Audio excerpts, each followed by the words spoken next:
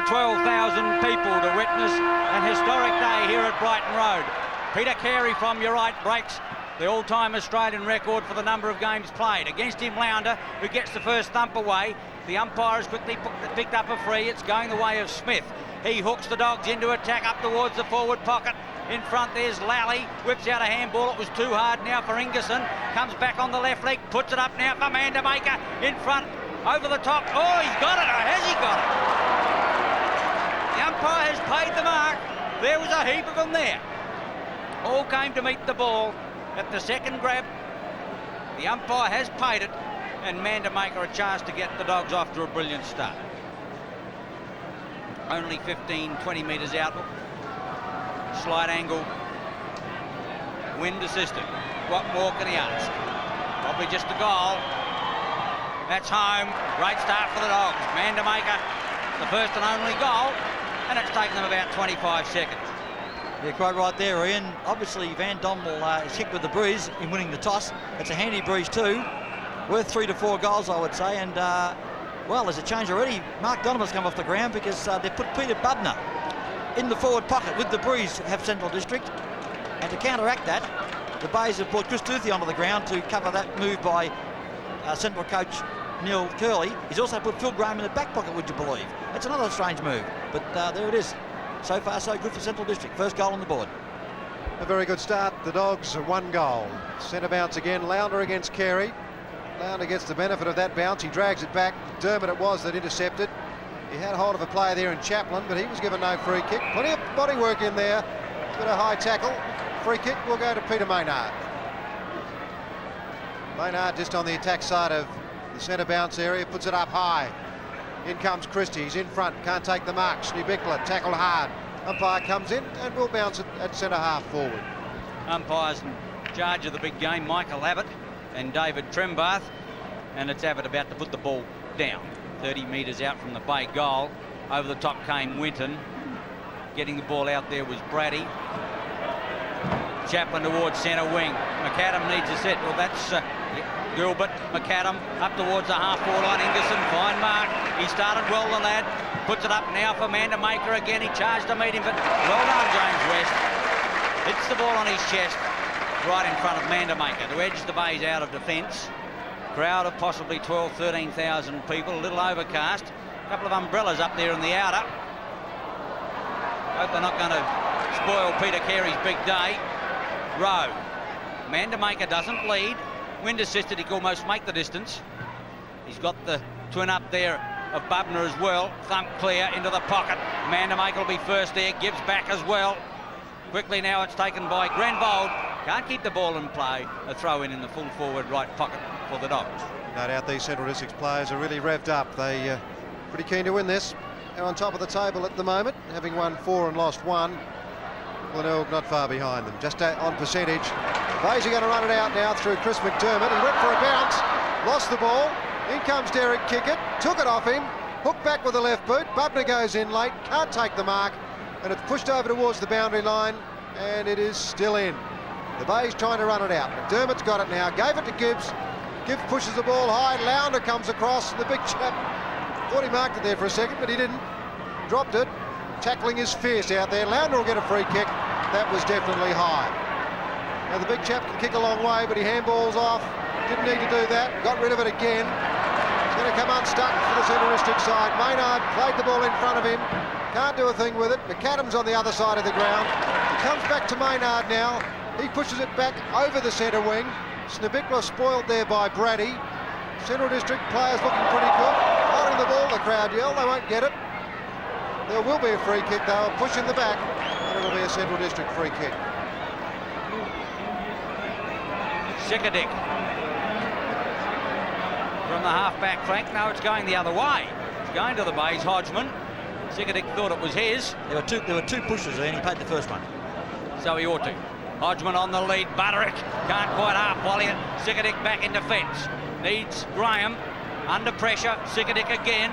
Tackling is fierce, comes out towards McAdam, slips it out. Here's a chance now for the Dogs if they can pick it up. Rowe gets it out. Now it's taken by Lounder. Rowe in the double play. The Dogs into attack, the half-forward line out in front. Good mark, Graham. And he's got it on the kick it is. got it on the attacking corner of the square. All he elects to play on, runs himself into a bit of trouble, comes across ground to Smith. He can go in short. Thomas is out wide, and that's where it all ends. Oh, that kicks a shocker. Smith's going to have to work hard, and he did. Courage. Simons came at him, but he kept his eyes on the ball. Now, he's 50 out, wind assisted. Could make the distance with his best kick. Mandemaker leads and aborts. Kick number 3. He's going in short to the lead of Bubner and got him. Well, Bubner 25 out, almost head on to goal. He's in top form, Smith, Daisy. He's obviously very confident to try a daisy cutter like that one, and it came off. Certainly belies the player that we saw playing for the Dogs in 1987. I wonder why Graham Corns elected to bring Mark Donovan off the field, 30 seconds into the game, Peter, when he saw Bubner playing in the forward pocket. Bubner shoots now towards goal. That's home. 2 without the miss, the Dogs. Great start at Brighton Road. The Bay's yet to open their account. Yes, I ponder that move because Mark Donovan was not picked in the opening lineup in the paper, yet Graham Corns elected to start him in the back pocket. Then 30 seconds into the game, when he saw Peter Bubner playing in that forward pocket with Central District kicking with a reasonably strong breeze, he elected to bring Chris Duthie into the game, who was warming the bench at the start of proceedings. But there's the second goal, and to Bubner, which to some way, I guess, makes the move not so important. I've got a feeling he may have had Donovan earmarked for kick it. Now, that left them, I think, a tall player short. That's probably why they had to bring Duthie on. McDermott got the ball out wide to Maynard. Maynard thinks about it, then goes onto the left boot. That's beautifully disposed out there to Tony Simons. Here's a bit of run. Alan Stringer having a marvellous season. Shrugs past one player, puts it up high. No mark taken down there. Winton, great effort. Hodgeman, left boot. Here's a chance for the Bays. Brady's going to cut them off though. Right on the last line of defence. And Ende, here's another man that's playing very well this season. Yes, Peter, I think he's relishing the role of being moved from centre-half forward, where he was pretty spasmodic. That was fairly courageous mark there. He had the post very close to him. He almost shirt-fronted it. Carey, big super, can't get that one. The crowd would love him to get a kick. They'll send the roof off. Hodgeman concedes ground, back to Stringer. Long one out, that's a beautiful handball. Here's a chance now, McDermott, 45 metres out, puts it on its way, it's holding up in the breeze. Almost a big mark there. Not paid. So Bickler, Christie was the player that almost pulled it down, and the umpire will ball it up in the left full forward pocket for the Bays in attack. Must have been dangerously close to being paid that mark. I think Christie balanced the ball for a brief second on his fingertips. The umpire said no. Left full forward pocket, Botka puts his hand on it, lays it down to Brady. Brady a quick kick away now. Lownder's got a chance here if he puts on a bit of a spurt. He's going to get there first, and he does. He's a massive man, Lounder, he really is. Salisbury, in a bit of trouble there, Salisbury. The umpire could have played holding the ball, but it came out through kick it. Here's a chance now for the Dogs. Pryor got the handball over the top to Van Dommel. Van Dommel takes plenty of time, hooks it long. Gibbs was called out. Out comes Rudy Mandemaker. Taps the ball along the ground. He's still got it. The whistle is gone. The free kick will be paid, and it will go to a Central District player, Rudy Mandemaker. What a player to give it to. This is his bread and butter. Hardly any angle to think of. And he's about 45 to 50 metres out. I got a feeling Pete Rudy hasn't played here before. I know Central didn't play at Glenelg last year. I would even hazard a guess the previous year they didn't play down here. You might be right, Graham, but he's loving it so far. The game is not very old. He's booted a goal, but he booted that one out on the full. So I spoke just a little bit too quickly. Then Central District 2 goals, the Bays yet to score. Pete, does he need to work out the vagaries of the oval? Sure he does. Duthie from the back pocket, that's a good kick out. Lounder charges in, thumps it away from Carey, puts it back towards Seabohm. Out wider still, in there quickly now is Grenvold. Smothered, well done by the Centrals. Lounder had his smothered as well. Finally Marshall, Grubbers one in towards the half-back line. Quickly put on its way up there by Lally, up towards full forward. Mandemaker again needs help. Puts it back now towards the half-back line. Marshall there. Gets it out wide. 2 Bay players out there if they can pick it up. Stringer gets it over to McDermott, and the Bays are out of trouble. Running it brilliantly to Simons. Goes towards the half-forward line. Striding to meet it there is Butterick. Wants support. Has enough pace to get round, but he can't direct it anywhere in particular. Brady getting back takes a fine defensive mark. Well done, Brady. He had to make a lot of ground. He's got Thomas in the centre of the ground, but his kick's not good enough. Won't reach him, but Pryor cuts it off. Gee, that was a courageous mark. Another handball comes out. Smith's on the end of that. A quick kick away, under pressure. Chaplin missed Smith. Now Hodgeman, nowhere to go. In a bit of trouble, but the umpire let him play on. Pryor to Brady. Brady gets through, I don't know how. Scott Lee now tries to pick it up, can't. Steve Bickler working hard, so is Butterick. Now Winton. The Bay's a chance now as Winton's kick is cut off by Pryor. It was touched off the boot. Graham shrugged the tackle very easily, put it out wide, and he's found Brady. Well, Scott Lee, no, Brady it was, playing very well, kick it up. Couldn't possibly mark it from there. Rowe kicks it off the ground, searching for Gilbert McAdam. He has it taken off him. Now Seabohm onto the left boot, straight to Ross Gibbs, and he's at centre-half back, and I think he might slow proceedings down a bit. Gibbs will get his 15 now. Ross was looking for it. That's when the umpire says you've got to play on. Puts it to Salisbury. Good pass. The running pass centre field is Wayne Stringer, doesn't want him. Well, there's two of them short. He'll whip it over now to Hodgeman, clear half-forward line. Puts it up for grabs. Christie getting underneath the footy. Can't find it. Back there with him there is Botka, also is Butterick, and the ball beats them out of play on the left forward pocket for the Bay. Interesting back there, Ian, that tete-a-tete between Chaplin and Gibbs, both ex-West Perth footballers. Yeah, I thought there was a bit of friction there as Brady puts a hand on it. Steve Bickler tried hard for the tackle. Botka got the handball clear to Pryor. Pryor got a bit of a push then, but it's the ball over the line, and there'll be another throw in between left half forward flank and the forward pocket. Christie will take the throw in. Botka's come in from full back. Thomas, Jamie Thomas, quick kick away. Lowndes shouldn't mark it, no, can't. Peter Carey took the crumbs, delighted about that. That's his first kick today. Botka, Lally, quick kick away. No one in the centre of the ground. Ingerson, Gibbs, went for the Stanley Matthews. Follows it up pretty well, does Ross Gibbs. He might pick it up in a minute. He didn't. Mandemaker did. He hooks around with the right boot. Gee, that's not a bad kick. And it's off hands. 1 point. Well played, Chris Duthie. Yes, that was a great effort by Chris Duthie. A full-back of some quality a couple of years ago with Glenelg, playing out of a back pocket today so far. He certainly was. Gibbs finds West. The Bay's along the grandstand side to the lead of Stringer. Thomas there with him. Stringer behind spoils. Thomas in front. The umpire said touch. He said touch, play on, but he given him the mark. Or maybe no one stood it. Well found there by Chaplin on the left leg. Wobbles one in towards Bubner. Gets the leap away. Thump clear. Lally now with a chance on his left leg. Puts it on its way. Mandemaker out. If he gets a sit close. Dummies. Goes back now to Chaplin. Chaplin steadies. Puts it on its way. And that's home for all money. Fine goal. Well done, Mandemaker and Chaplin. His first. And the Dogs move to 3-1. Bay's yet to score on 10 Sports Action. Yes, well, Gavin Chaplin, a guy I was talking about a moment ago, the ex-West Perth rover from last year and previous years, kicked a fine goal then.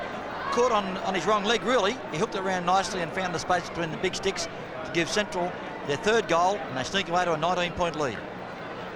About 12 minutes now, first quarter. It's been all the Dogs, although that's in reference to the scoreboard. Glenelg has attacked on 3 or 4 occasions, but just hasn't been able to score. Comes out now to Gilbert McAdam, will o' the wisp, but he's caught holding the ball. The tackle applied very hard there by Simons. Puts it up high. Big pack of players, and the man in front. Maynard it is. Just stood his ground, and gee, that was a brilliant effort. That's his 4th kick, Maynard, having a good day. Big pack of players, no mark taken. Botka off hands. In comes McDermott. Botka backs up his own good work. Chaplin, you think he's playing a good game. Wheels around, gets out of trouble. Goes over to Scott Lee. Lee goes long out of defence, but straight to the legend himself, Super Carey, who drops it. The umpire is going to give a free kick to Van Dommel for holding on. Van Dommel now, very quickly, puts it up to half forward, but it's cut off by John Seabohm. Well, they've got to be kicking with a breeze. The windsock says that they are, probably worth 3 or 4, and it could get stronger as the afternoon wears on. Seabohm to the outer side, looking for Simons, well found. Check side of centre wing to put the Bays into attack with kick number 3. Looks for Butterick on the lead. With him there, Sickerdick. Butterick too strong. Also too far out to score. Off goes Christie into the pocket. Going to give him a chance. Bickler there as well. Going to chance if he can pick it up. Left the footy behind. In goes Scott Lee. the players tie it up and the umpire will ball it up in the full forward right pocket for the Bays. Good crowd here at Glenelg Oval to witness what has been billed as the game of the year so far. It may well turn out to be that way. A good start by the Dogs. 15 minutes in, first quarter, laid down to McDermott, off hands, Snibinkler. Graham is in front of Winton, can't mark the ball, but with pace he gets clear. Shoots out the long handball that misses Thomas. It went straight through Alan Stringer. Gilbert McAdam with brilliance. Touch of genius about that player as he gives it to Smith. Smith is in top form. So is Chaplin. Best rover afield in this early part of the game, and Stephen Lally marks it a right half forward flank. Well, they look sharp. They don't seem to be bothered at all by the vagaries, as Graham Campbell puts it, of this ground so far. Fifth kick to Lally. Out on a lead and brilliantly done to Ingerson. He's in the right full forward pocket. Number 57, and there are many people saying that Ingerson is going to be a part of league football for many, many years. Has a lot of ability, an unusual kicking action. He's on the right side for his left boot. Dead centre. First goal to Ingerson. The Bulldogs 4-1 now. The Bays yet to score on 10's big lead. There's no question it looked an easy goal, but I can assure you it wasn't. The way the wind's blowing here, he picked the channel beautifully, did Ingerson, in his first league game. He certainly started off in rare form. He's playing on a negator in John Seabohm, a man that's really beaten a lot of top centre-half forwards around town, but at this point in time the young man is holding his own, more than holding his own. I'd say he'd be fractionally in front of what both players have offered so far in the match. It is a tight game, even though the scoreboard doesn't say that. The Bays have had plenty of general play, just haven't been able to finish it off with a score. The Bays by 25 points. Make that the Dogs by 25 points. 16 minutes into the first quarter. Lounder against Carey. Lounder slightly not effective. In goes Salisbury against the tide, can't get it out. Players work hard, but another bounce down. It's trying hard not to rain. Umbrellas are up at Brighton Road. The breeze not getting any stronger at this point. Good tap out by Carey. Hodgeman runs into trouble. Chaplin in there with him, and we'll see a repeat of the bounce. Yes, I'm just trying to work out where some of these players are playing, and I think I'm just about to give up because I can't quite follow them all. Graham Campbell will update us on it, no doubt. Scott Lee missed the ball. Lounder got it out. He's playing well, the big chap. Now Van Dommel. Caught, gets it out. Scott Lee is under that. Quick kick away by Van Dommel. Ingerson's at centre-half forward. Smith, I think he's a good player this year. Now Derek Kickett. What will he do? It could be anything. Gets the handball out quickly to Thomas. Thomas slams it on the right boot, but he's out on the full with that one. So it was a good movement up forward, but it wasn't finished off. Pete, the only noticeable changes in the central side we've mentioned, it was Peter Butler to a forward pocket and Phil Graham to a back pocket. The Glenelg side lined up quite different to the paper team, but that was not hard to predict how they'd go. Oh yes, Peter thinks there's a change in the wings happening from time to time. But apart from that, the Glenelg side was predictable, quite frankly. Peter Maynard started on the ball, not on the bench. And as I said earlier, Chris Duthie wasn't in the actual opening how to finish up there within 30 seconds of play. There's Peter Carey taking the fine overhead mark. I can just imagine Curly and Corns having a lot of fun trying to outwit one another. They'd love that. Siganek can't quite get there. Butterick can. In goes Brady. Didn't have the foot in. The umpire's going to give him a free kick. He played for that one. The crowd don't like it. Hello, we're on now. Smith against Salisbury. It had to be on. Here it goes. Now we're going to get players into it. The umpire goes down.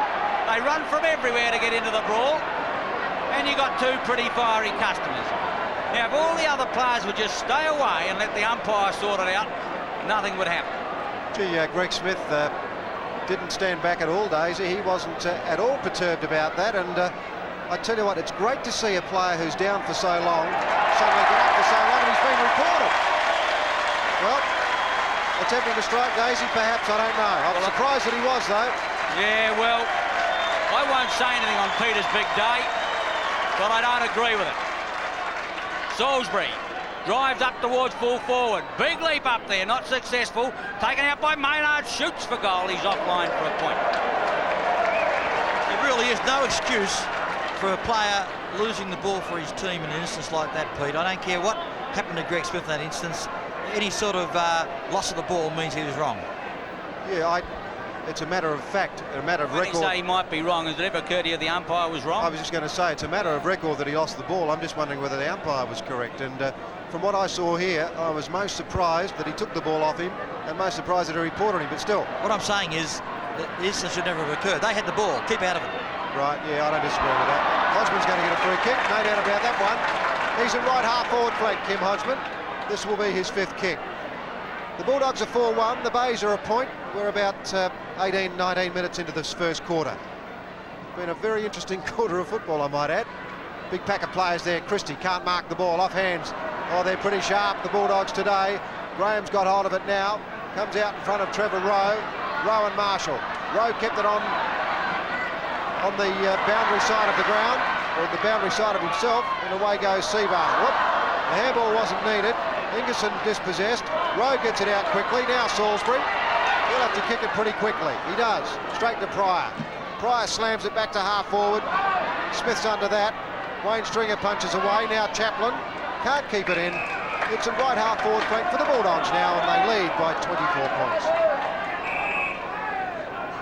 It'll be Lounder and Carey at the throw-in. Big Super, belying his 450 games. Makes front spot. Lounder, well done. Couldn't get it to Chaplin. McDermott gets it back to Gibbs. Stringer's going to have to hold ground. Half back flank, the Bays to edge the ball out of defence. In fine form. Perhaps the best centre man in the state at the moment. Rowe over the top. Can't find it. Brady can on the left leg. Goes too far. Oh, well done, Tony Simons. Used his body. McDermott, the recipient of the handball, out on the leaders. Hodgeman. Beautifully done, the Bays. Winton short, but he's going in now to Christie. The big fella lumbers to meet the ball and has got it 40 metres out from goal. He's had a few chances to mark in the forward line, has Gary Christie. It's the first time he's actually latched onto that ball, and as I say, he certainly has had his chances up there. Can he kick the goal from there, though, Ian? Well, it's his first easy opportunity to mark. It's a nice-looking kick. He's dragged it across the line of the goal post. 1 point only to the Bays. 2 points. The Dogs are 4-1. Yes, Gary Christie's first score for the game. I would say at this point in time he spent the entire 22 minutes of play in the full forward line, and he'll be changing with Peter Carey on the ball. Bulldogs run it out now. Van Dommel, Thomas takes that mark. Off he goes. He's got the better of centre so far in this game. That's his 5th kick. Short, puts it out in front of Kickett. Great mark, Kickett. That's a brilliant effort. Very few players would have been able to do that. Peter, he could kick this if he gets onto it. You're right, Daisy. A screw punt. Anything could happen. There it goes. Have a look at that. He's got the distance, as Ian Day prophesied, and no doubt about it. He's a great kicker of a ball. I think, Ian, it also shows how strong the wind is blowing to that school end. Yeah, I was judged at a long-distance kicking competition, Graham, and he booted the winning kick 70.3 metres. So he can certainly kick the distance. The Bays are going to get a free kick. McDermott under some cloud during the week as to whether he'd be fit enough to play. How could he not play on Super's big day? Half-back flank, 4th kick. Edges it towards Snebickler, has to stand his ground. Brady over the top with him there. Snebickler did that one well. The umpire said he's got to play on, and certainly he's got no chance of getting rid of that. And the umpire will ball it up between wing and half forward on the outer side. Nick Snebickler is saying to the umpire that, what about the free kick to Butterick? I think the umpire saw that one, but he called play on because it looked as though it would be to Glenelg's advantage. It looked too obvious, that free kick too, Pete, I think. Yeah, I think you're right. Lounder bashed it back towards centre wing. Wayne Stringer is there, but the ball goes out. He got a push in the back and he's going to get a free kick. So Wayne Stringer is on centre wing on the outer side of the ground. 24 minutes into the first quarter. The Bays trailing by 24 points. Brady punches away from Snebickler. Sigadik, left boot. We didn't think a lot about that one. Grenville picked it up as easy as you like, gave it to Hodgeman. He's at centre half forward. So while Central District has played very well, some of the players have made some pretty casual sort of errors.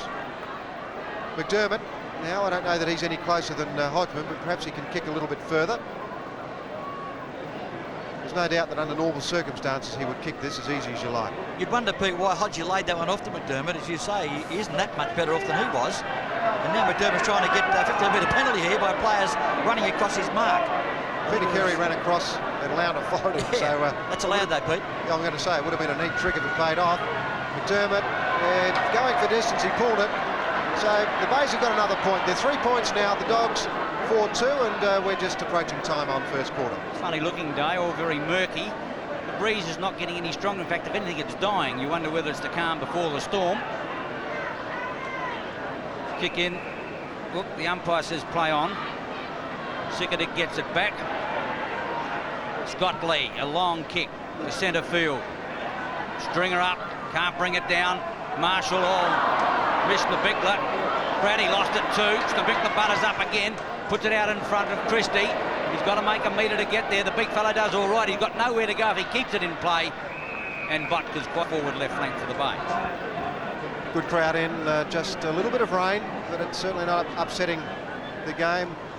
Skills are down a bit. There's a lot of body and a lot of huff and puff in this game in the first quarter. Goes over the line again. Chaplin took it over. We're into time on now, first quarter. Umpires Michael Abbott and David Trenbar. The Bulldogs on top of this competition on percentage, followed closely by the Bays. Thomas, Chaplin, double-sided player. Well, Maynard, superior judgment on that occasion against Smith. Maynard's on centre wing. Smith has been reported. The umpires are obviously going to make Smith earn every centimetre of ground on every kick today as Maynard pushes it forward. Butterick runs in, can't mark it. Botka punched it away. Plenty of players in there, and I think the umpire might bounce that one. You see, Pete, what happened to Greg Smith then was quite correct. The umpire didn't say play on it, and he tried to make it appear as if Peter Maynard was off, but the umpire didn't say so. He's the sole arbitrator. Christie in, gets the tap away. Hodgeman at the bottom of the pack, going to win a free kick. That's the place to get him. The umpire's got to be sure if you're going to give him there. And Hodgie's got one 25 metres out, almost in front. Last time I saw him play, he wasn't all that flash. Young Kim, he's seemed to be labouring a little bit. He would like a big game this afternoon. He's been very lively so far, Ian. Kick number 8, I'd agree with that, Graham, as he heads towards the Anzac Highway end. That's the Bays' first goal, no worries about that. The Bays are on the board, 1-3 to 4-2 on 10 Sports Action. I might be proved wrong, but I don't believe there were many goals scored that end today. It does seem to be a stiff breeze, especially about 30 or 40 yards out of goal. They just seem to hang the ball up in the air more times and get the distance through the stick. So that was a top goal by Kim Hodgeman. I still didn't feel confident he would kick it, given the way things have been going for the Bays into that breeze so far. 1 goal, 3 play Central, 4-2. I'd agree with Ian Day's comment a little while ago. That breeze it's a bit choppy. It's blowing strongly to the south 1 minute. The next moment, the sock's not even moving. Peter Carey against Lounder in the centre of the ground. Chaplin. Snubikla came in very hard. Now Smith. Got the handball out then. Quick handball there to Pryor. Look.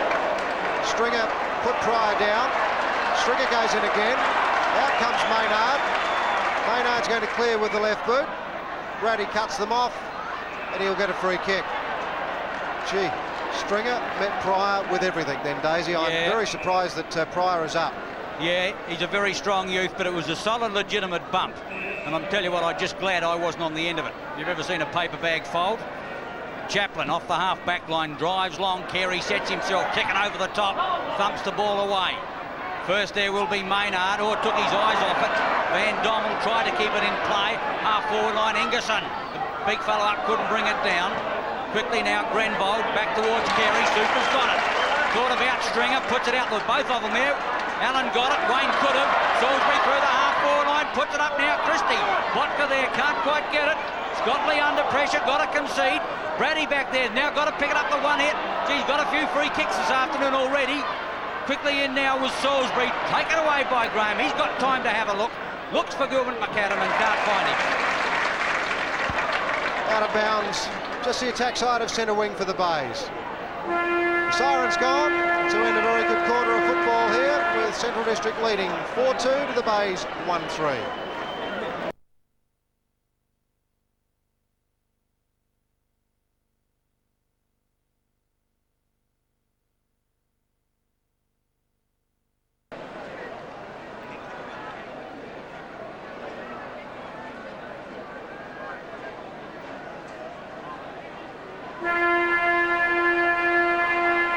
Start of the second quarter here at Glenelg Oval. The Bays trailing by 17 points after a very interesting first quarter.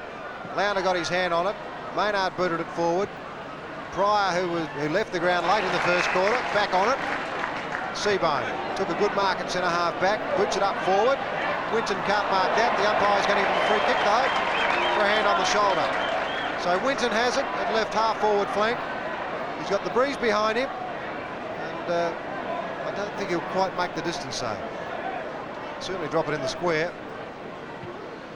It's not a bad thump. Won't score a goal with it. The man who stays down, a better judgment, Scott Lee. Kimmy Hodgeman will have to come back. Scott Lee plays it on to Chaplin. Chaplin and Kim Hodgeman drove superbly in the first quarter.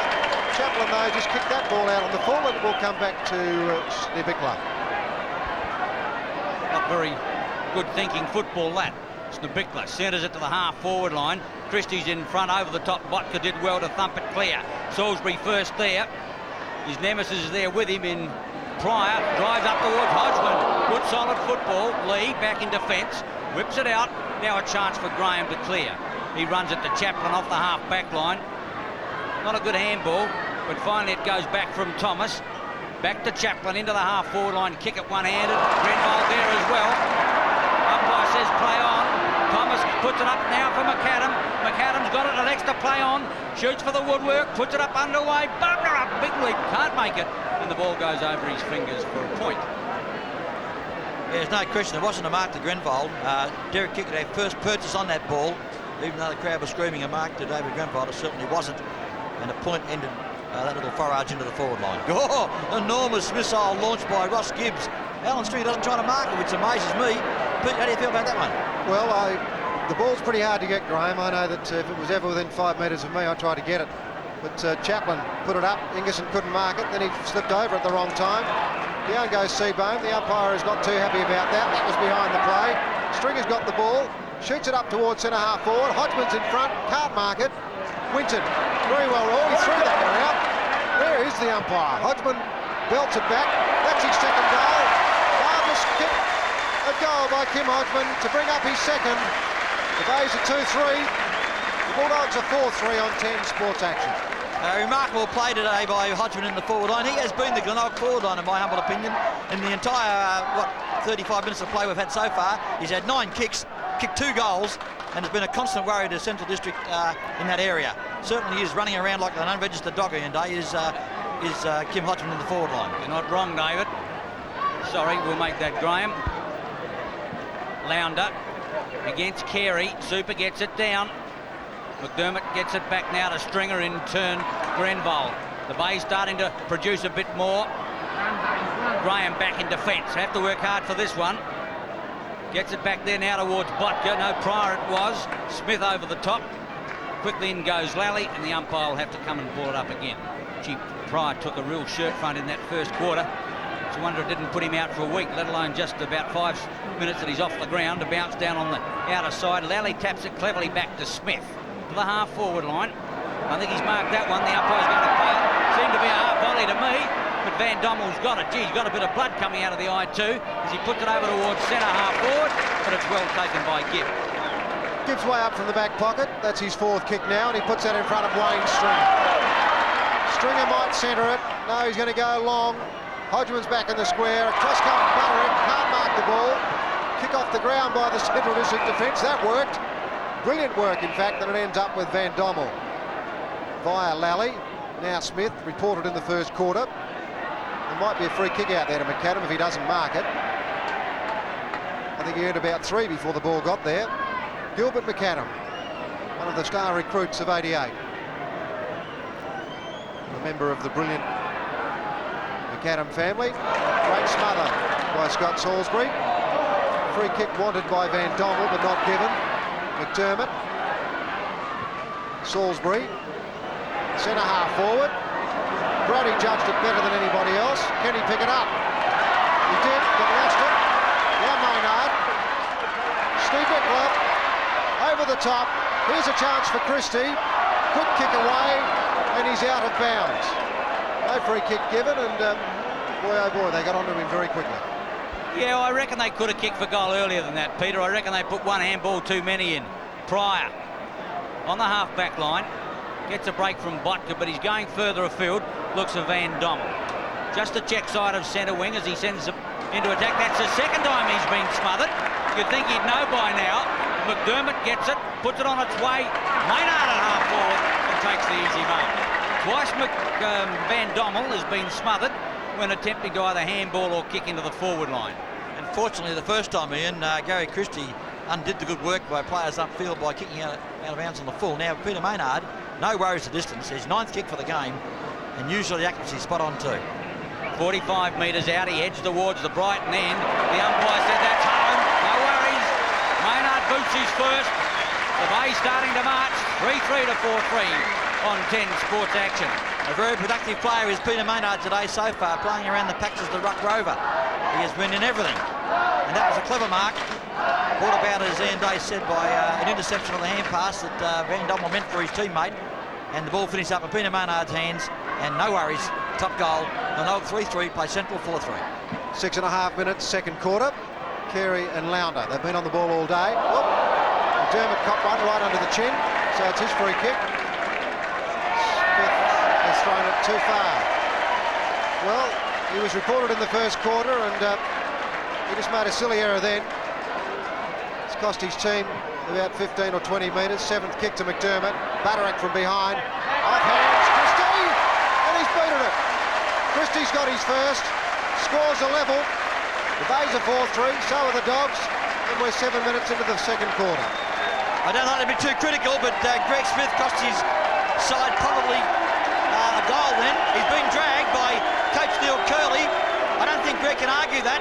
He threw the ball back in a very undisciplined manner, which gave Chris McDermott another 15 metres to work on. The ball landed in the square, and Gary Christie got his first goal for the game after many attempts. Yeah, good idea by Curley to let him cool off in the bunker. In my humble opinion, he was very badly done by in the first quarter, but you should keep your cool. McDermott throws it out. Stringer runs himself into trouble. Long handball out there from Salisbury. Oh, Lally high. Well, that is bad football. Gee, there's a few stupid things being done here now. That could have taken his head off. Lally, half-back flank, goes up towards the half-forward line. Seabohm can't. Grenvold back to Carey, intercepted by Gibbs. They've lost the footy now, kicking to the danger. You don't see it very often. And unless the umpires tighten up on this, we're going to have an all-out brawl. You're right, Peter Carey's 3rd kick. Up towards centre wing. Batterack can't mark it. Maynard took his eyes off it. Salisbury wants a free kick and will get one. Simons wants it. He's put the hand up. It's put in his area. The mark's been taken. Simons will get a free kick for a push in the back. It appeared to me that Tony Simons knew that free kick was on then. As Peter Marker said, he indicated to the umpire, mine up, and the umpire said, yes, it is. Well, he'll kick a goal. I'd put money on him. Simons, right half-forward flank. I'm glad I didn't put any on that. He's pushed it across to the left. A point only. The Bays are 4-4, Central District 4-3. What do they say, Pete? Give a bloke a rap and he'll miss it every time. He only opens his mouth to change his feet. Botka returns the ball up towards Lounder. Carey there as well. Ground ball. Salisbury, no. Stringer in towards the pocket. Oh, that's dropping the ball. The umpire didn't see it that way. In the pocket is Stabekler. Out on the full. And the penalty free kick will go in the back pocket to Philip Graham.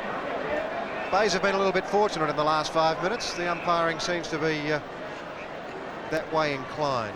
But still, that can happen if players from the opposing side upset the men in white. I think that's happened. The big paw of Richard Lounder went up and grabbed that. He only needs one hand. Back towards centre wing. Kickett hasn't been in the game yet, but he is now. Mark that ball in front of Grenvold. He plays it on straight away to Lally. Lally was put down, but fairly according to the umpire, and a good mark to Thomas. Thomas at left half forward flank. The Bays kicked 1 goal going to the north. Brilliantly done by Thomas over to Scott Lee. Scott Lee could be in trouble in a minute. Holding the ball, the crowd yell. Sheer optimism, I'd suggest. Now Lally. Can't do a thing with it.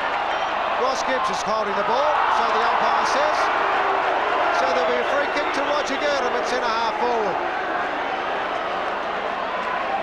I think the umpires are confusing players, crowd, commentators, everybody. Another Central player dragged, Peter. Van Dommel. Well, he made a couple of errors early in this quarter. So he's being replaced by Smith. Smith has had a bit of a chat to the coach. He's straight back on. Girdham's got a chance. That's his first kick. Not a bad one. Right into the square. Big pack of players. No marks taken. Bubner. Oh, showing a lot of pace. He's going to centre it to Smith. Oh, well played, Bubner. Well played, Smith, too. That was good positioning. Is that what you call materialising, Peter? He just came off the interchange bench and he happened to handle where the ball wasn't, got a kick that no one thought would come to him. Geez, in sensational form, Graham, and when you're in top form, you seem to know where the ball's going to go. Seventh kick, got too close to the man on the mark. Mandemaker, can't mark it. West dives on the ball. They want a free kick down there. It's pushed through for a point, though. Scores a level again.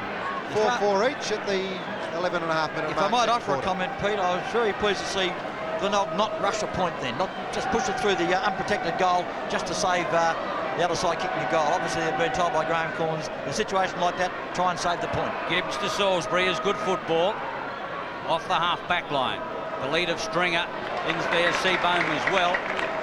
He's got a chance to boot long. They ought to with the breeze behind them. It's starting to gust a bit more now. Kick 5 to Seabone. Beautifully put Maynard. Can't quite get there.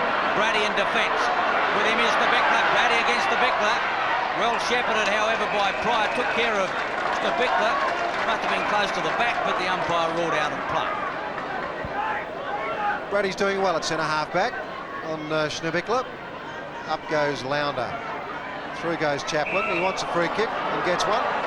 That's all you got to do, boys. Put your hand up and you'll get one here at the moment. Chaplin clears the ball. Grenville, with good judgment, goes back. Ingerson comes across. It's pushed over the line.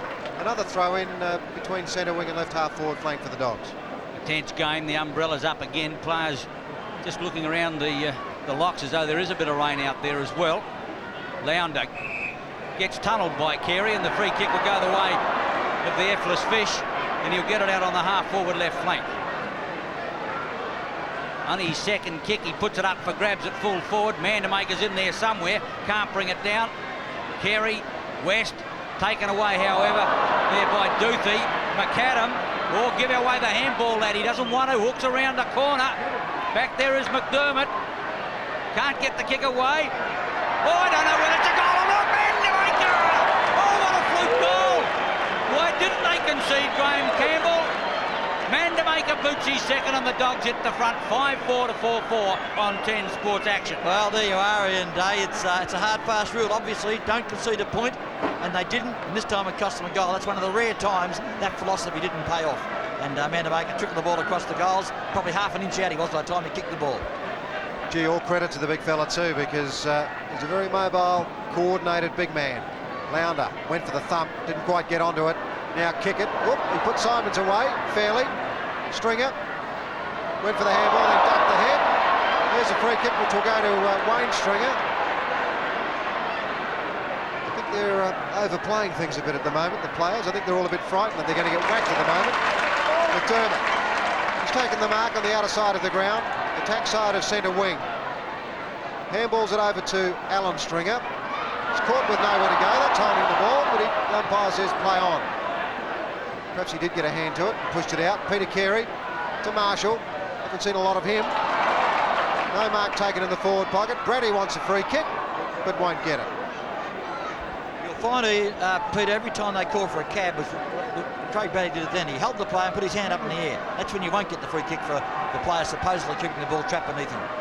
The bounce in the left full forward pocket. The Bay's in attack.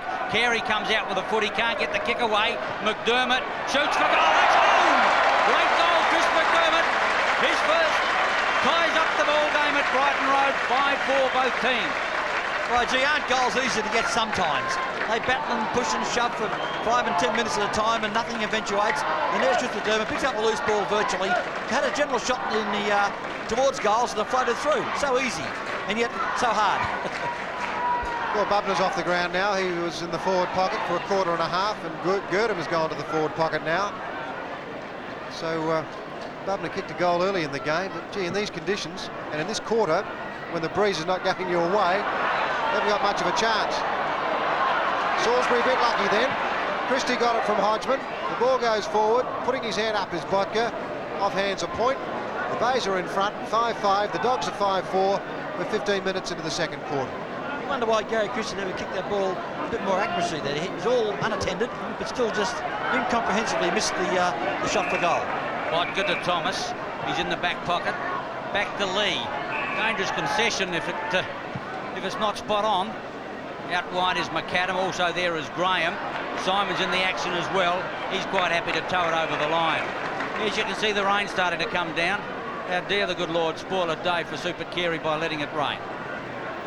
1 point in it. The Bays are in front by that margin. Tap down to Hodgeman was brilliant.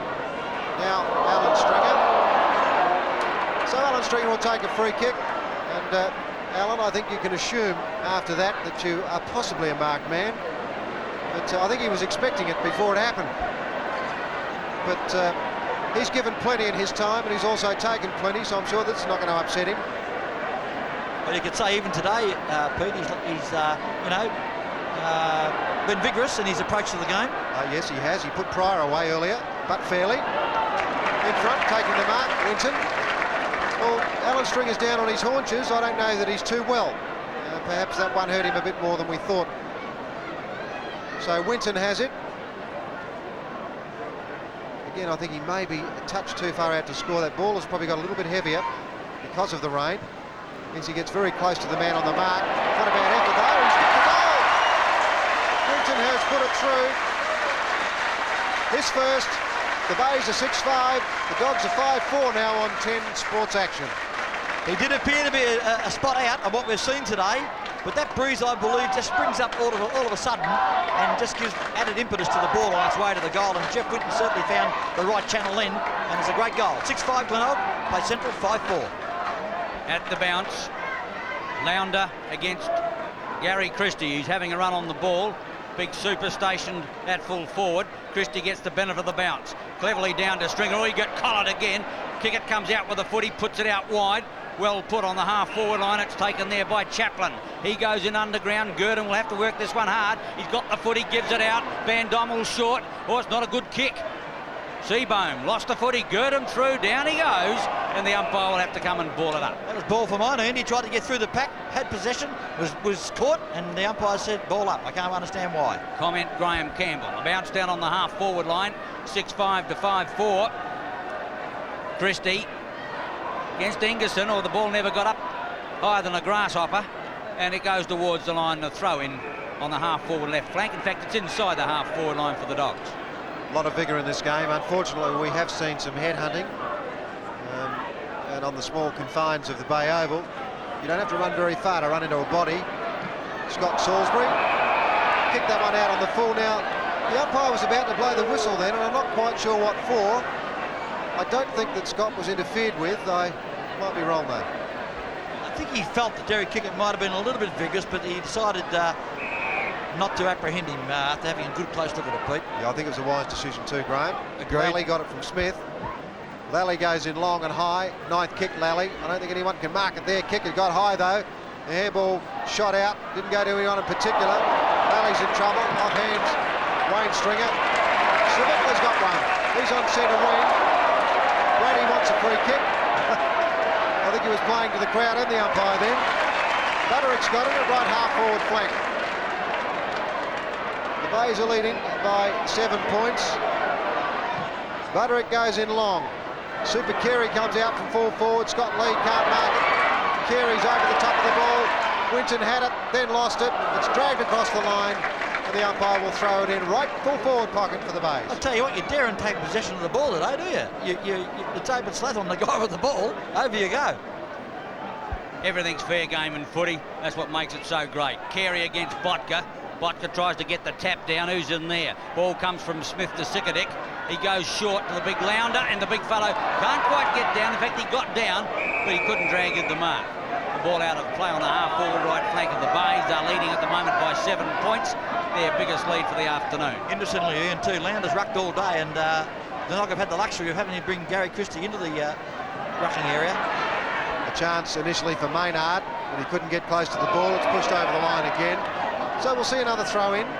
It's been a very entertaining game. Not a high-scoring game, but a lot of vigour. Some brilliant passages of play. Unfortunately, some head-high tackles, a bit of head hunting. Players don't really need that. It's hard enough. Smith pushed it out, bashed off the ground again. Through it goes to Winton. He furthers it. Now Wayne Stringer, better kick it quick. He does. Centre half forward, Lally. A lot of courage, but took his eye off it, mate. Christie, Stubickler. Now Maynard. Maynard knows how to kick them, but he's kicked it out on the full on that occasion. There was a great flying tackle on the last moment there. I think it was Pryor. Graham Campbell's just fired him as his father-in-law. As soon as he got the ball, he said goal, and he put it into the flaming schools. I wish you hadn't told him that, Pete. He and I was off the actual Air. Yes. 6-5 to 5-4. I wasn't broadcasting. Sorry about that, Graham. You never want to say anything when I'm around, gets you into trouble. Stubickler. Fine mark. Well, now, Stubickler can make the distance from here, or to boot a goal. Hasn't been in the action a great deal, although it's his 5th kick. Centre half forward, never easy to play, and Brady's playing well. The former Panther. First year at Brighton Road. Wind assisted. Oh, it's got to come back from there. In fact, I don't think it's going to make the distance close. Winton in first. With him there is Graham. He goes for the safety of the line. Smith cuts across on the outer side, and will just get there in time. Scotty Salisbury. Well, he certainly was determined to get the footy and took it over the line with him. 6-5 the Bays, the Bulldogs 5-4. About 23 minutes, second quarter. Botka's in ruck, through goes Graham, tackled, plenty of players in there. Finally it comes out, a long handball, surging handball. Maynard, no, McDermott it was, back to Gibbs. Gibbs with nowhere to go, Jags on with the right boot, no mark taken down there. Plenty of players around the ball. Butterick kicked it off the ground, and if he got a bit of luck, he might have got one. But he got a point instead. 6-6 the Bays, the Bulldogs 5-4. I've been a little amazed that more players haven't tried off the ground under these slippery conditions. You agree, Ian? Yeah, I agree, Graham. It's just an annoying rain. Only makes the ball greasy no further. Lounder lopes to meet it. With him there is Christie. Marshall takes it away. Gives a chance now to Stubickler again. Too far out to score. He looks for a lead. Off goes Winton. He's got Carey up there as well. Brady getting back in defence. Botka back there. And Scott Lee. Changes tack. He has time to have a look now. Van Dommel. All he needs is a sit and he can take it home. Off the half-back line goes Van Dommel. No pressure put on him at all. Through the centre line. Kick number 9 coming up long. Kickett sets himself and Kickett has got it. Thought about playing on. Grenvold didn't read the flight of that ball too well. And Kickett's mark was made a lot easier. 35-40 out. 45-degree angle. Kicking into the breeze. Kick number 5. 3 handballs as well. That's a nice looking kick. He's just offline for a point. The umpires start to move away, then straightened up. I thought it may have come back, but not enough to register a major score. 5-5 plays 6-6. Had an interesting duel with David Grenvold, has Derek Kickett. I think Grenvold will be fractionally in front at this point in time. Wayne Stringer, deep in defence for the Bays. He's spent a lot of the season out with injury. That wasn't the best kick that he's executed. It's gone out, but not on the full. So we're between centre wing and right half forward flank for the Bulldogs. When they've gone into attack this quarter on possibly 3 or 4 occasions, they've gone in very quickly and very fluently. Simons with a quick kick away. Stubickler can't get to the drop of the ball. It goes out of bounds again on centre wing. What I say, Pete, I think Sneeze has lifted this quarter. He's given much more direction for people to come to him in the half-forward area and been a bit of a spark. The Bays by 7 points. Lounder gets the tap away, but it went straight to Marshall. Concedes it back there to Grenvold off the left leg to the half-forward line. Over there's Winton. Can't keep it in play. And a throw-in will take place inside the half-forward line for the Bays. Low-scoring game. Very tough out there, and of course the slippery conditions not making it any easier. 7 points to the Bays. Left half-forward flank for the Bays. Comes down to Chaplin. He's been a good player. Uses the left boot to get out of trouble. Centre wing. Kickett's in the pack. 2 grabs to Mark Shorley. The umpire's paid it. Wayne Stringer will have to come back a long way, but no need. Chaplin took it off him with a handball. That kick was misdirected off the side of the boot, in fact. Tony Simons cannot pick it up. Bulldog players everywhere. It's a centre half forward, and there will be a bounce. Incidentally, Peter, I just saw Ross Gibbs come from back pocket to forward pocket. Stephen Nully followed him up, and all of a sudden Central got possession. Stephen Nully left Ross Gibbs, yet to go charging back to his nominal position in the back pocket. Yeah, I wouldn't like to stand Ross Gibbs somehow or other. I wouldn't know what I was. Back pocket, forward pocket, you name it. Quick kick out of defence by the Bays, up to half forward. Trevor Rowe comes across to try to cut Butterick off. He does that pretty well. Sikadic fights hard. The umpire's going to give him a free kick. 10 out of 10 for effort, and I suppose technically correct. Technically, you're correct too, Peter. He dived on the ball, and of course they came into his back. Sikadic had to give it away to Smith. Smith goes to the outer side. McAdam's going to have to make a metre to get to it. The bounce will decide. Up, down he goes. The umpire set a high tackle. Gee, I'm in the wrong stand to say that was the right free kick. Sitting right in the heart of the Bay stand. Well, big fella had to get down to that, but did it well. Botka's up there. Now back to McAdam. He needs a set. Gets through of it well like a ghost. Chaplin, McAdam. Now kick it. Someone wants to kick it sooner or later. Going through strongly was Van Dommel, left the footy behind. Launder puts it up for grabs. In towards full forward. Mandemaker can't quite. The umpire said play on as the ball tumbles out of play. It'll be thrown in the full forward right pocket for the Dogs. I'll tell you what, the outer thought it was a mark. I'm not saying they're all Central District supporters, but the arms went up as if they'd conceded that was a grab, but the umpire saw otherwise. That's two we've seen down there now this game. Christie nearly in the first quarter and Rudy nearly then. Chance for the Bulldogs. They haven't got a goal this quarter, or have they? Yes, they have. Mandemaker booted one. He booted it off the ground about 10 minutes ago. So we'll see a bounce about 10 metres out from goal. Mandemaker and Christie. Over the top, it comes down to Lally, it was, but a free kick's going the other way. It'll go to Grenvold. The ball was kicked way up to centre wing. It'll have to go back virtually the full length of the ground to Grenvold. Pete, this quarter, Glenelg kicked 5 actually to Central District 1. Yet there's only one goal, one separating the sides, which certainly indicates the school end is the goal scoring end by a big margin. No doubt about that. We're 2 minutes into the time on period. There won't be much more of this quarter, probably a minute, minute and a half at most. It's gone out of bounds on the outer side. Just the attack side of centre wing for the Bulldogs. Yes, I think Curley would be happy just to hang on at the moment. He's down by 7 points, very close to half-time, as Peter told you. Seabohm gets a clever tap down, can't find a rover. He's in the action again, and the umpire's going to have to ball it up. We're going to see a bit of that this afternoon. There was plenty down at Alberton between Port and North last week. Low scoring and a defensive game. Defence is on top, cleverly tapped back by Launder, but he tapped it straight to Simons. He goes up towards the half-forward line. Snabickla's there with Brady. Free kick to Marshall by the looks of things, and he'll put the Bays deep into attack. David Marshall gets a lead from Butterick. He's going in longer than that player. He's going looking for Snabickla. Brady right there with him. Scott Lee comes to meet it, but takes the ball over the line for a throw-in. You know, Peter, in answer to your question early in the quarter, it seems to me that the 4 wingmen are playing on one side of the ground. That was the answer to both coaches trying to make a wingman play on a certain opponent. Yep, thanks for that, Graham. I noticed the 4 of them on the ground, on the one side of the ground, and looks to be a permanent arrangement. 6-6 the Bays, the Dogs 5-5.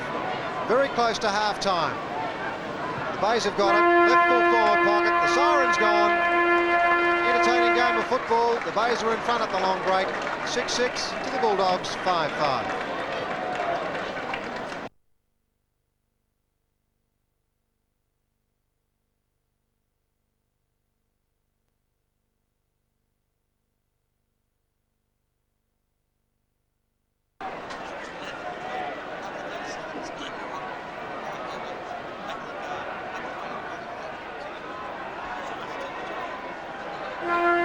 The Bays by 7 points as we start the second half here at Brighton Road. Tough game, Carey against Launder. The rain's starting to get a little heavier now as the ball goes in towards Van Dommel, who can't get out. Saddle goes on, they're still trying to get it out. It finally gets tunnel balled out to Thomas. About to bolt, and the umpire calls it up. 6-6 to 5-5 after the Dogs led by 17 points at quarter time. Bump quickly to out towards Chaplin. Oh, that was just a loose handball. No one in particular. Coming through was Seabohm. Drives it back towards centre wing. Well taken by Rowe. And Rowe will send them back into attack. Rowe from check side of the centre line. Kicks long up towards full forward. A lot of people leaping there. Winding his way through was Lally. Gets it back out now towards Van Dommel around the corner. Out comes Mandemaker. Can't quite get there. Graham overruns the ball. A chance for Chaplin. If he can get it. Can't pick it up. The Bay's desperate in defence. And they've picked up a free kick going the way of Glenelg to be taken down there by Ross Gibbs. Gibbs passes off to James West and he's in the back pocket. 6-6 Glenelg, Central District 5-5. West brings it back towards, Mandemaker came back from full forward and took a good mark. Rudy Mandemaker has booted too, and getting a bit of a boo from the crowd at the moment. Fifth kick, Rudy Mandemaker. Torpedo punt. Kick is behind. Oh, he nearly marked that one. It just got away from him. It was a bit slippery, and it's gone out in the right full forward pocket. Yes, the Bulldogs had 4 goals on the board in the first quarter before the Bays could get one. And then it was Kim Hodgeman who booted their sole goal in the first quarter. He got their first in the second as well. That'll go through for a point, but the umpire had already blown the whistle. So a free kick will go to someone who probably didn't know it was his in the first place. Chris Duthie edges the ball to the outer side. Gibbs always seems to have plenty of time. Oh, he's got collared this time. Took his time all right. Seabohm has to hit and hope with the handball. McDermott over the top puts it out of play. Hasn't been a spectacular game. The big crowd just getting a little bit damp out there now, is almost a sea of umbrellas. The weather's closing in for sure. Lounder against Carey. Carey hooks it back. McDermott couldn't get it out. Stringer can. That's a better one back to Seabohm. A ground covering kick up towards the half forward line. Back there it comes out from Sickadick out of Pryor. Graham gets it out to Scott Lee. Lee goes to the half forward line, beautifully put. With him is Thomas. Thomas wants to pass. Out comes Mandemaker at the back. Mandemaker's almost got it. Whips it back. Base strong in defence, and Seabohm relieves the pressure. Simons has got. Oh, he dropped it. Should have got that one. McAdam with him. Playing it cleverly. Simons and McAdam. In comes Lee, and the umpire will have to ball it up. Bit of a scuffle there between Scott Lee and David Marshall. 5-5 the Dogs, Glenelg 6-6, 3 minutes, third quarter. Pretty tough, vigorous affair this one. Bit of headhunting in the second quarter in particular. Scott Salisbury to Wayne Stringer. A long kick over the centre of the ground. Pryor can't mark the ball. Graham backs up well and will get a free kick. The umpires have been very technical this afternoon. I'm not saying that one was, but generally they have been. Lounder. Kick it. I don't think these conditions will suit him. Alan Stringer to Big Carey. On centre wing, and it's taken over the line by Pryor. So the Bays lead by 7 points. 4 minutes, third quarter. A muddling game now. It's going to be a hard slog for the second half. Carey used his strength well to get it to Stringer. Whips it out, well done. Salisbury drives long, floats it into the half forward line. Good mark, wasn't an easy one. Back to Maynard, caught on his left, goes in long. They settle. Winton couldn't. Hodgeman, Chigwetton shoots, and he's offline for a point. Gee, he seems to be a folk hero down here, Graham. Well, the entire crowd in this stand conceded a goal. Then when he got hold of it, it was a very awkward angle, and it would have taken a magician to kick it, but everybody up here thought it was through. But no, only the minor score. And you're right, he is a folk hero. 6-7 the Bays, the Bulldogs 5-5. 5 minutes, third quarter. Long kick out by Botka. The breeze definitely favouring the southern end of the ground. Bulldogs going that way this quarter. Snabikler has certainly livened up since the first quarter. Hooks it back. The Bays doing all the attacking now. Philip Graham goes to ground. Pack of players in there, and there will be a bounce. But I think I'd be right in saying Jeff Winton's gone to full forward. They've taken, Graham Corns has taken Gary Christie from the ground, because big fellows really aren't a great advantage in these conditions, and Nick Chigwetton's driving out of the forward pocket. Dead right, Graham, and similarly Neil Curley has taken Bubner off the ground too. He started in the forward pocket. Maynard's a chance. Quick snap over the top. It didn't go 10 metres. They'll have to run it on. Salisbury didn't get the bounce he wanted. Then slips over in the pocket. He's in a bit of trouble as he tries to push the ball forward. And I notice a Glenelg player, I think Maynard, is holding an elbow at the moment. The game goes on though. Salisbury couldn't quite do what he wanted to do. And Maynard is in a bit of pain. Redbold in front. Didn't mark the ball. Then Alan Stringer went out. He's going to get a free kick for a high one, and he'd be delighted about that. Still shaking at that bump he meted out to Pryor in the first quarter.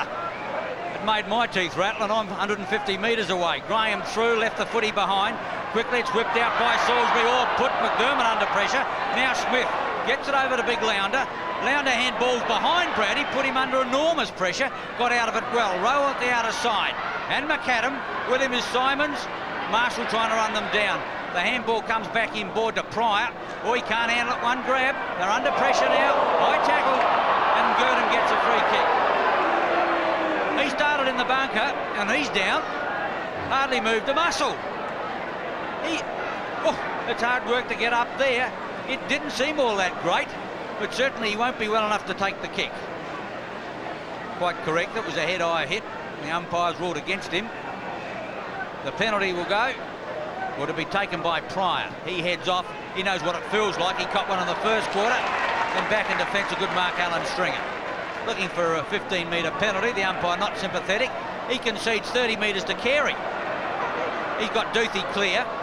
Now they could muck this up between them. Well shepherded Carey. Lally can't get to him as he drives off the half-back line. Up towards Brady. Chigwin. He's got it clear.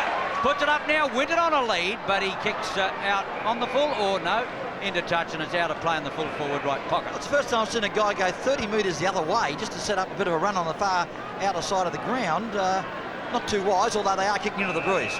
Roger Gurnham is leaving the ground with the assistance of two trainers. He was a little bit unlucky then. He got sandwiched. Pryor got rid of it like a hot potato as Butterick smashes it towards Scott Lee. Kicking off the ground is Smith. Wasn't a bad effort then by Smith, because it was a danger situation for the Dogs as he kicked off the ground to the line. Bunga Hearn replaces the injured player just coming off the ground, Peter. Thank you, Graham. 6-7 the Bays, the Bulldogs 5-5. The Bulldogs will need a couple of goals break at the break, I would think, Daisy. Otherwise, they could be in some difficulty. I think we're going to see the rest of the game like this, Peter. It's just a continual bounce up. Neither side wants to give anything, and it's going to be hard work. Here's a chance now. Salisbury off the side of his boot. That's out on the full. I don't think the wind is much consequence now. The flag, well, the sock on the other side of the ground is virtually perpendicular. It's fair to say that kicking goals is not Scott Salisbury's forte? Not after that one, Graham. No. Conditions not with him, of course. Lounder and Carey. No mark taken. You wouldn't expect it in that situation. McDermott very quick to Salisbury. Bit of finessing there, didn't pay off. Chigwin, the cult figure. In, out, pirouettes.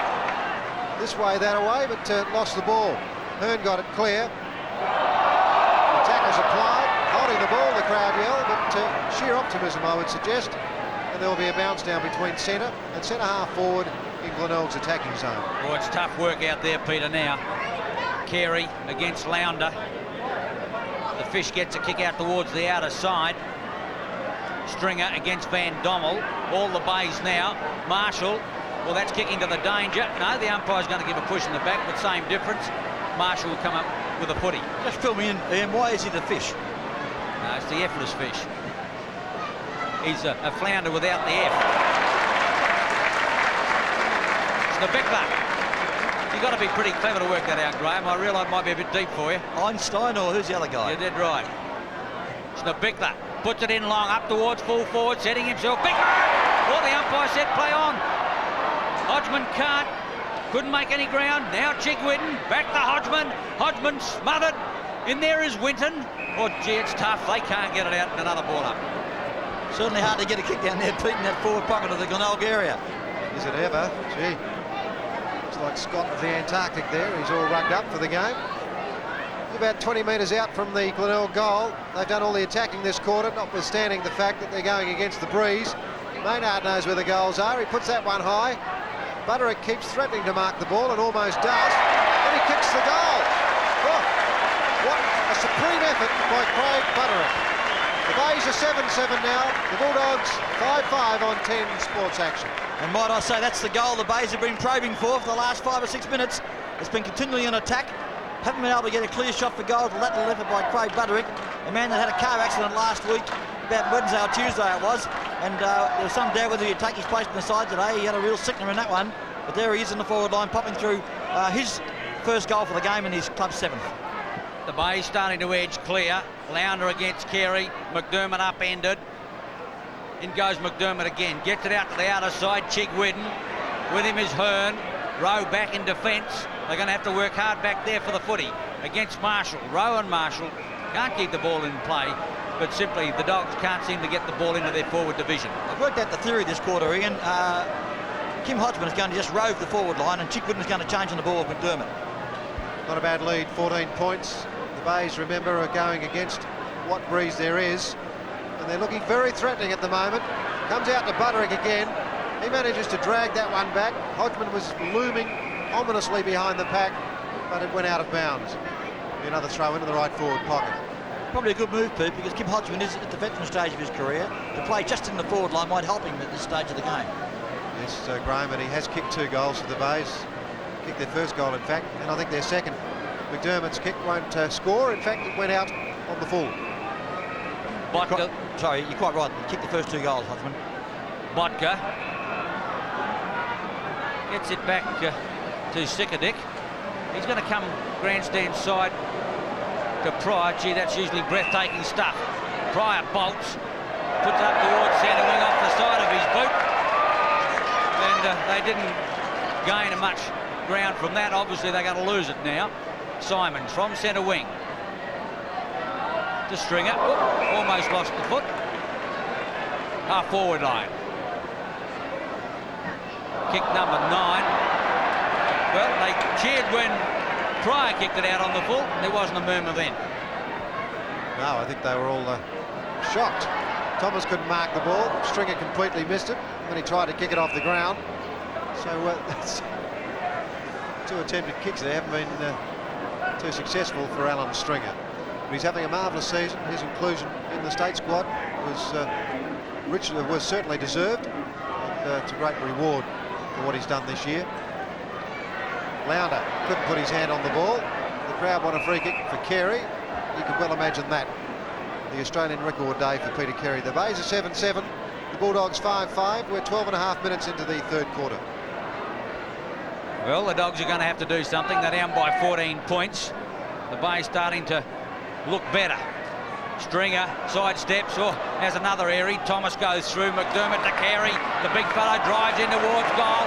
Floating punt kick. Winton's there, thumped away by Botka, and once again the ball is out of play. This time in the full forward left pocket for the Bays. Just simply can't get any method into the game at all. This is their problem area now, Ian. They've got no big fella down there to contest throw-ins. Peter Carey stays a kick behind the play, leaving Steve Bickler to go for knockouts, but he's not quite the size to do that sort of work continually. Holding the ball, the umpire says. McDermott plays for a free kick, doesn't get it. Daisy. Doesn't pay you to go and get the footy, does it, Peter? No. Nobody wanted the ball then. I think everyone's trying to upstage each other. They wanted to get 15 metres, did Rennie Van Dommel, but the umpire wasn't buying that one. Umpires do say that one of their priorities is to protect and promote the man going for the ball. It didn't happen on that occasion. Through it goes to Chaplin. A real live wire in the first half. He's got thrown away on that occasion. Alan Stringer said, how about holding the ball after your last effort? But it wasn't given, and it wasn't there either. Lounder, Carey. Lally missed it. Grenvold can't pick it up. Lally neither. He might get a free kick. No, the umpire's going to bounce it. Gee, Saddle's going on everywhere there. Arms and legs.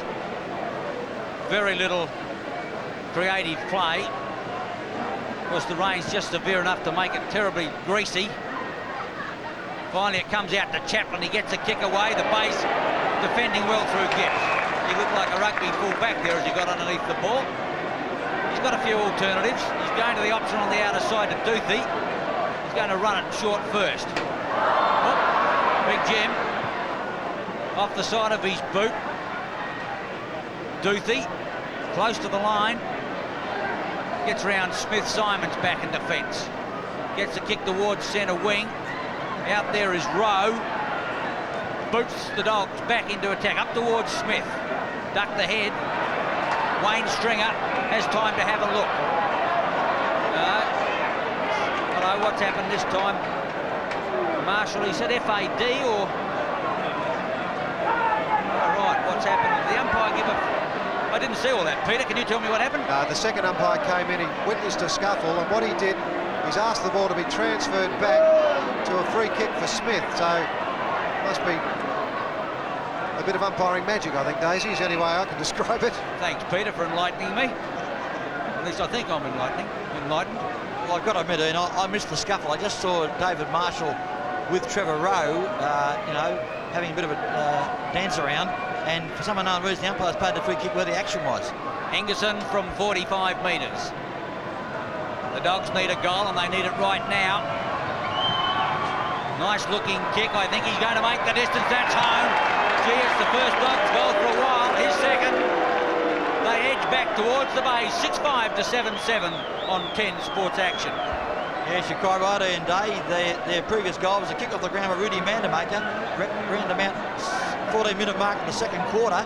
And it's been a long time between drinks for the Dock forward line, actually kicking a goal. But there's young Anthony Ingerson playing his first league game, kicking his second from what you might call a gift-free kick. Only 8 points in it now, but the Bulldogs will have to do plenty more. The Bays have really controlled this game for 2 quarters. Chigwin gets the kick away, Pryor won't mark it. Scott Lee mops up pretty well. Kicks it back towards centre wing. Tony Simons in front, Chaplin right with him. Goes over the line, we'll see a throw in now at centre wing. Only 8 points the difference, but that's a big 8 points in this weather. Throw in at centre wing, Lounder against Carey. The bodies go in. Maynard cleverly, the half-forward line. Pryor spoils. Chance Grenvold. With him is Kickett. Grenvold's got it. They put the saddle on him. He tries to get it out, and the umpire's going to come and ball it up. 2 players are working very hard. That was a good effort there by the players to snaffle Grenvold as he looked as though he was going to clear. Carey and Lounder, big thump away towards centre wing. In goes Maynard without the ball, kicking off the ground. Van Dommel. Simons marks. It was a good effort. Plays on though. The whistle's gone. The umpire says you can play on now. Total confusion reigns here at Glenelg Oval. And Maynard finally passes off to Chigwin. Very well done by Botka as he came, Sickerdick in fact, as he came down from half back. So the umpires are under a bit of criticism, Daisy, but I think they're earning it. Yes, Peter, it's not an easy game to umpire, but they're not making it any easier. Van Dommel, back in defence, Chaplin. He's on his wrong foot, and he takes the ball out of play. I saw a player that far out in the reserves game today, and they gave holding the ball against him. Well, it looks bad when all the players stop, the umpire waves things on, and the game momentarily just lapses into incontinuity. That rain is certainly increasing. As Alan Stringer has it on centre wing. The handball wasn't quite where he intended. Peter Carey works hard for the ball, and there will be a bounce. Australian record or not, Super is not being given any leeway. He's had a very good tussle with Lounder today. I think possibly Lounder has put his hand on the ball, perhaps more than Super, but he hasn't been as effective. Pushing the back, says the umpire. That's unfortunately one of those areas where inexperienced umpires just get it all wrong. They don't know when players are faking it. They haven't got a clue. But nevertheless, the free kick's going to be given and taken. Chaplin is the recipient. Peter, the only thing I can say for that, at least he's given a kick to try to clear the morass, even if it was an error. No mark taken by Salisbury. He got up pretty high though. The umpire's going to separate players here, and there'll be a bounce down. I was going to say, Pete, off of the comments, the highest I've ever seen Scott Salisbury get up. I've never seen him really fly for a high one before. That was fantastic.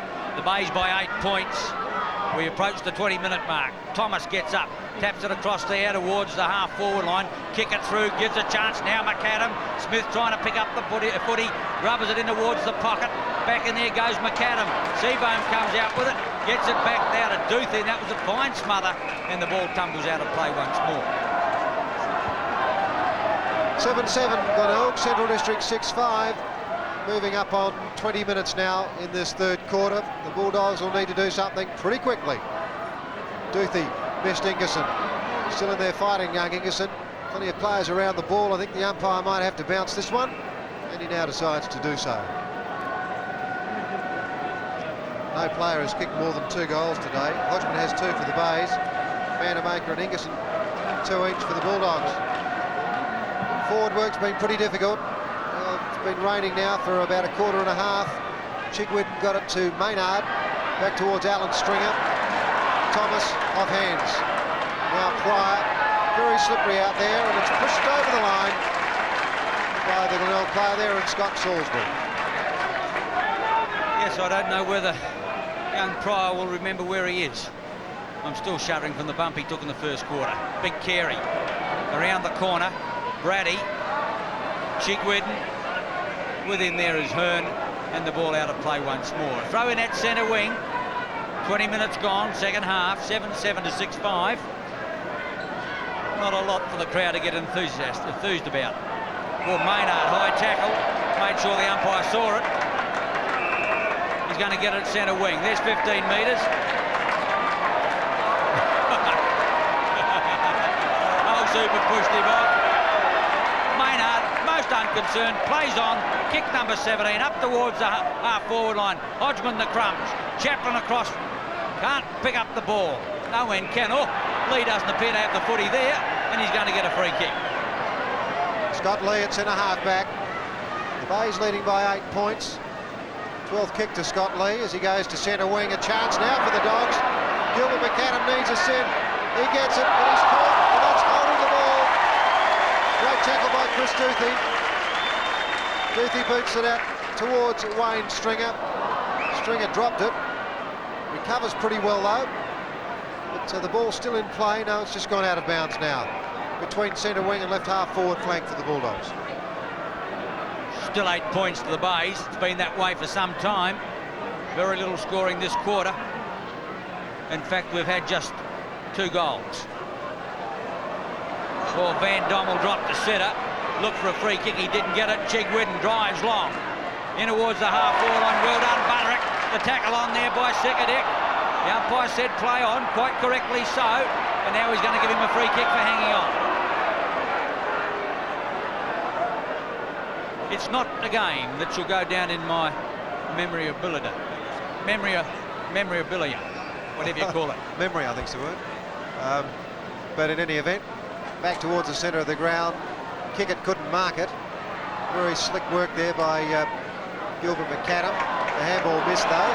Maynard to Salisbury. Chance now for the Bays as Salisbury puts it out there in front of Winton. Look, Central District player there seemed to go down on his right ankle in Botka, but he managed to push it out of bounds. Be a throw in, left half forward flank for the Bays. Schneebichler at the throw in, tries to hook it back. Quickly now McDermott. Oh, couldn't beat the tackle. That's holding the ball. And the umpire said you must come back and take it on the half back line. Greg Smith, who since he's reported has been AWOL. Kick number 12, gets it out wide now to Thomas. He's almost at centre half back. The Dogs having trouble getting it into the attacking position, or not a trouble there. That's a huge kick, but Ross Gibb said thank you very much.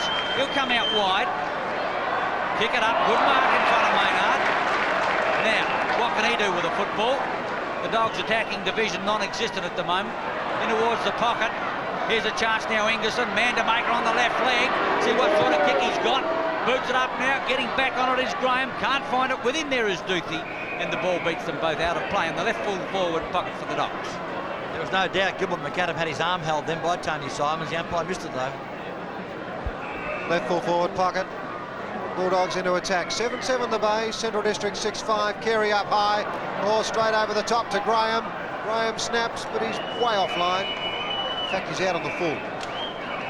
Very hard shot from there too, Pete, I might add. He was at an oblique angle to the goal, had to try and pull it back too far, and in doing so, just out of bounds by a big margin. Ross Gibbs, having a big quarter, Ross Gibbs actually, in that back pocket, kicking out now. Reading the ball well, Graham. End of time on in the third quarter. Won't be a lot of time on. Almost Thomas. Kick it. Hasn't got the footy. Made sure the umpire saw it. That's how to get a free kick. It was there. I think the original tackle was okay, but he left it on too long. Kick it now. Will he kick it? Towards the half-forward line. Graham comes to meet it. Carey's there as well. Smith through. But the umpire's seen a free kick. This time going to Super Carey. The big fellow's got it at centre half-back. Another 15 metres. Puts it out. Smith a chance to cut it off. Oh, no. Now Duthie. Clear. No pressure put on him on the left leg. In towards the half-forward line. Pryor getting back. Butterick over the top. Quickly Hearn goes for the safety of the line, and the ball is out of play inside the half-forward line of the Bays.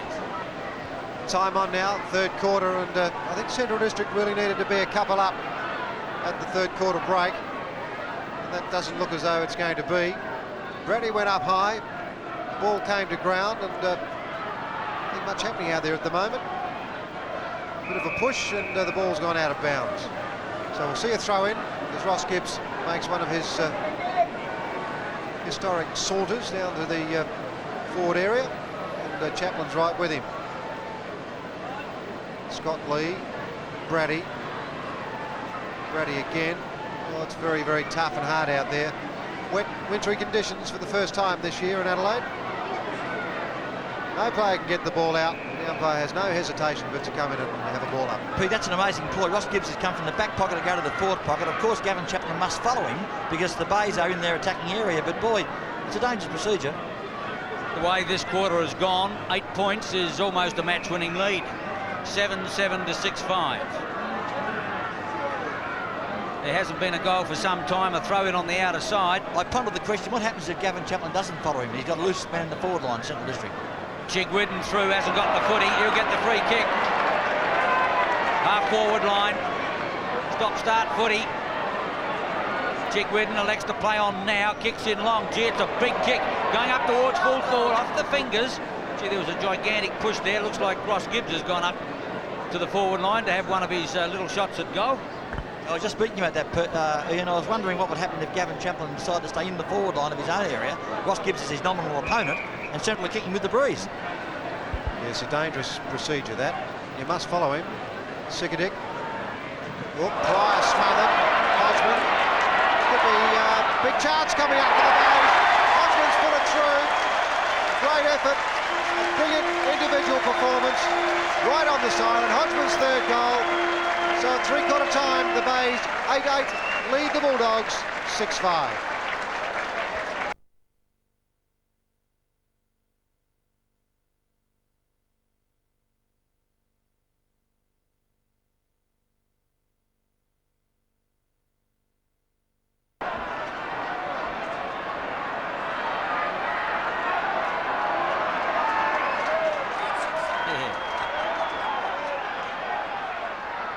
The final quarter of Super's big day at the Bay, and they lead by 15 points as the rain's starting to get a little heavier. Carey up, Thomas towards the half-forward line. Grenvold reads it well, gets it back now. Simons goes for Chigwidden on the half-forward line. Brady back in defence for the Dogs. Has time, now drives it back towards the half-forward line. Kick it's there, Grenvold over the top. Stringer. Grenvold, and the umpire's going to give a free kick to Alan Stringer, and he's got it on the half-back line. Hasn't been one of his big days, Graham. He started off well, I thought. Plenty of vigour being shown, but both he and Greg Smith, early dominators of the play, have fallen away somewhat. The clash over on the half-forward line. A lot of this today. Players stacking on top of each other, holding the ball in. David Marshall comes up with it and gives it to the umpire. Umpire Trembath. Peter Carey. Yeah, free kick there. No, it's holding them. I don't know, what is it, holding the ball? I can't work that one out. I thought he's playing a free kick the other way. It goes to Trevor Rowe. Had a pretty good battle with David Marshall today. High ball. Grenvold and kick it. At the back, Grenvold. Won't play the mark, umpire. Left foot kick by Grenvold. Looking for Marshall. He falls to his feet and holds the mark. Great grab by David Marshall. Typical magician stuff that he's become accustomed to. Oh, long ball into the half-forward line. Nobody goes up for the Bays. Knocked away by Sikadic, out of bounds. He thrown him right in front of the scoreboard, which shows Glenelg 8 goals, 8-56, Central District 6-5-41. Yes, it's been a hard game. The Dogs led at quarter time by 17 points, but halfway through the second quarter, the Bays got in front. They've been there ever since. Winton up cart, Smith unloads it quickly now to Van Dommel, goes for the safety of the line, getting to it quickly as Thomas. Wayne Stringer won't catch him. He drives now to the vacant half-forward line. It's only Gibbs there. Ingerson comes to meet him. Good tackle put on him. He's still got the footy. Drives back towards the half-forward line. Chaplin gets it out now to Scott Lee. On the left leg. In towards the half-forward line. Ingerson there. Seabone. Gibbs has time. Drives back to the half-forward line. That's a loose ball. Coming across, Chig-Whitten with him, Hearn. Brady, Chig-Whitten clear. The crowd roar. In goes Kickett. Chig-Whitten's still there. Hearn over the top. Tight footy now as McAdam comes in. Grenvold can't get clear. McAdam holding the ball. A little unlucky. Kickett goes to the outer side. Waiting his chance out there is Greg Smith. We believe he got reported in the first quarter, and since that he's been pretty aggro, Graham. He has, and I'd say it was attempting to strike that first quarter incident. Scott Lee up from the back line, backs into it. Good effort by Scott Lee. Picked up by Trevor Rowe. Left foot kick to nobody. Oh, it finds Lally. Lally hooks it back, but it's offline. 1 point only to Central. 6 goals, 642. Move 1 point closer to Glenelg. 8-8-56. A difference of 14 points. The Dogs can't afford to miss those easy goals. Or this loose checking. Stringer to his brother. Oh, that's a top mark. Geez, in brilliant form. Gave a heavy knock in the first quarter, which laid prior to rest, but took one later. He didn't look all that solid himself. 11 kicked, 10 handballs. Chig-Whitten read it beautifully. Smothered just as beautifully by Hearn, and the ball goes out of play in the right full forward pocket for the Bays. They lead 8-8 to 6-6. Certainly is a cult figure, is Nick Chig-Whitten. Every time he goes near the ball, the crowd get very excited and animated. And I know why, because he certainly represents danger every time he goes near the ball. Well, danger to the opposition. Ground level, Chris McDermott. Players feeling for the ball. Maynard's in there. Out to David Marshall on the loose. Hooks it back. Out of bounds on the full. Very difficult angle from that side of the ground, Ian. In fact, almost impossible for a right footer to bring the ball through from that angle. Yes, Graham, as we've said before repeatedly, the rain's just enough to make the ball wet, and it's hard enough kicking from that angle, let alone when you've got a wet ball. Oh, Lounder up very early indeed. Play on is the call. Getting across there, Stringer with him, Smith. Smith goes out, almost took the ball with him, but he only gave it back to Stringer. Stringer did well. Gets it back to the half-forward line. Who's there? Coming through Marshall, well taken off. Now McDermott drives in long. This could bounce through. Goal! Brilliant goal to Chris McDermott. And the Bay stand goes wild. Off goes the roof as their hero puts through his first goal. No, his second goal. And they move on to a big lead in these conditions. 9-8 to 6-6 on 10 Sports Action. Well, they say fortune favours the brave. I think Chris McDermott really was favoured by a bit of a breeze channel then. He just kicked it in the general direction of goal and it went through. Can you believe it? Graham, it's getting so dark, I don't believe he could have seen the goal from where he kicked it. I can hardly see him. At the centre, well, that's a shocking bounce. That's the worst bounce I've ever seen. Got up knee-high to a grasshopper. And the umpire took a nice mark, and he'll repeat his performance. Umpire McDermott. Yeah, no, well, hopefully he'll get a better performance. Get at least up. No, he's got to throw it up. That is sensible umpiring. Carey against Lounder, line ball, that one. It comes out, Stringer unloaded. Here's a chance. Lally sends the Dogs up towards Mandemaker. Not a day for good full forwards. In goes Graham, Gibbs back on the ball. Mandemaker over the top, and the umpire will come and ball it up about 30 metres out from the Dog goal. You're quite right, Ian. You've got a feel for the high marking type player today. He really has been negated out of the match because it's a day for ground grovelling and continual searching for the ball. Knocked out by the big fella now, Ingerson, new chum, playing his first game.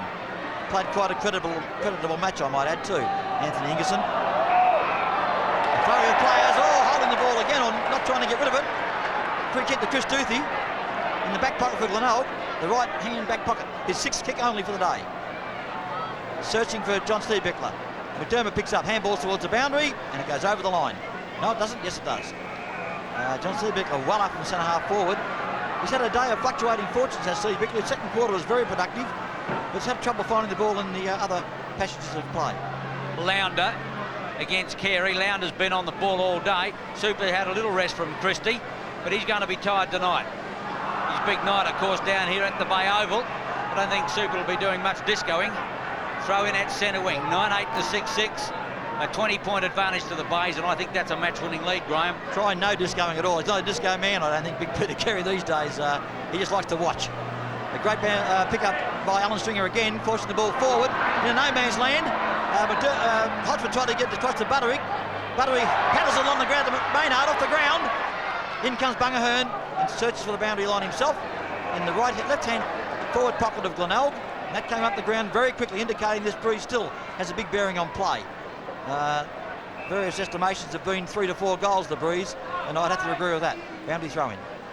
Steve Bickler up again, uncharacteristically having to go for knockouts in the forward line. David Marshall swoops on the ball, forced out of his hands by William Hearn, and the ball trickles over the line once again for a boundary throw in right in front of the scoreboard. The game's been like this all afternoon. The Dogs got off to a good start when they led 4-2 to 1-3 at quarter time, but since then it's been a hard slog. Smith kicks the ball out, Carey makes a metre, the big fellow can't quite get there, and it goes out of play at centre wing on the outer side. It's been continual ball ups. The umbrellas have been up since halfway through the first quarter, and conditions unbelievably difficult for the players trying to pick it up. Carey cleverly got it down there to Salisbury, couldn't get it out. Smith chanced his arm. Marshall on the bottom of the pack, and once again the umpire. And gee, they ought to get their money to this afternoon, Graham. They've had to work hard.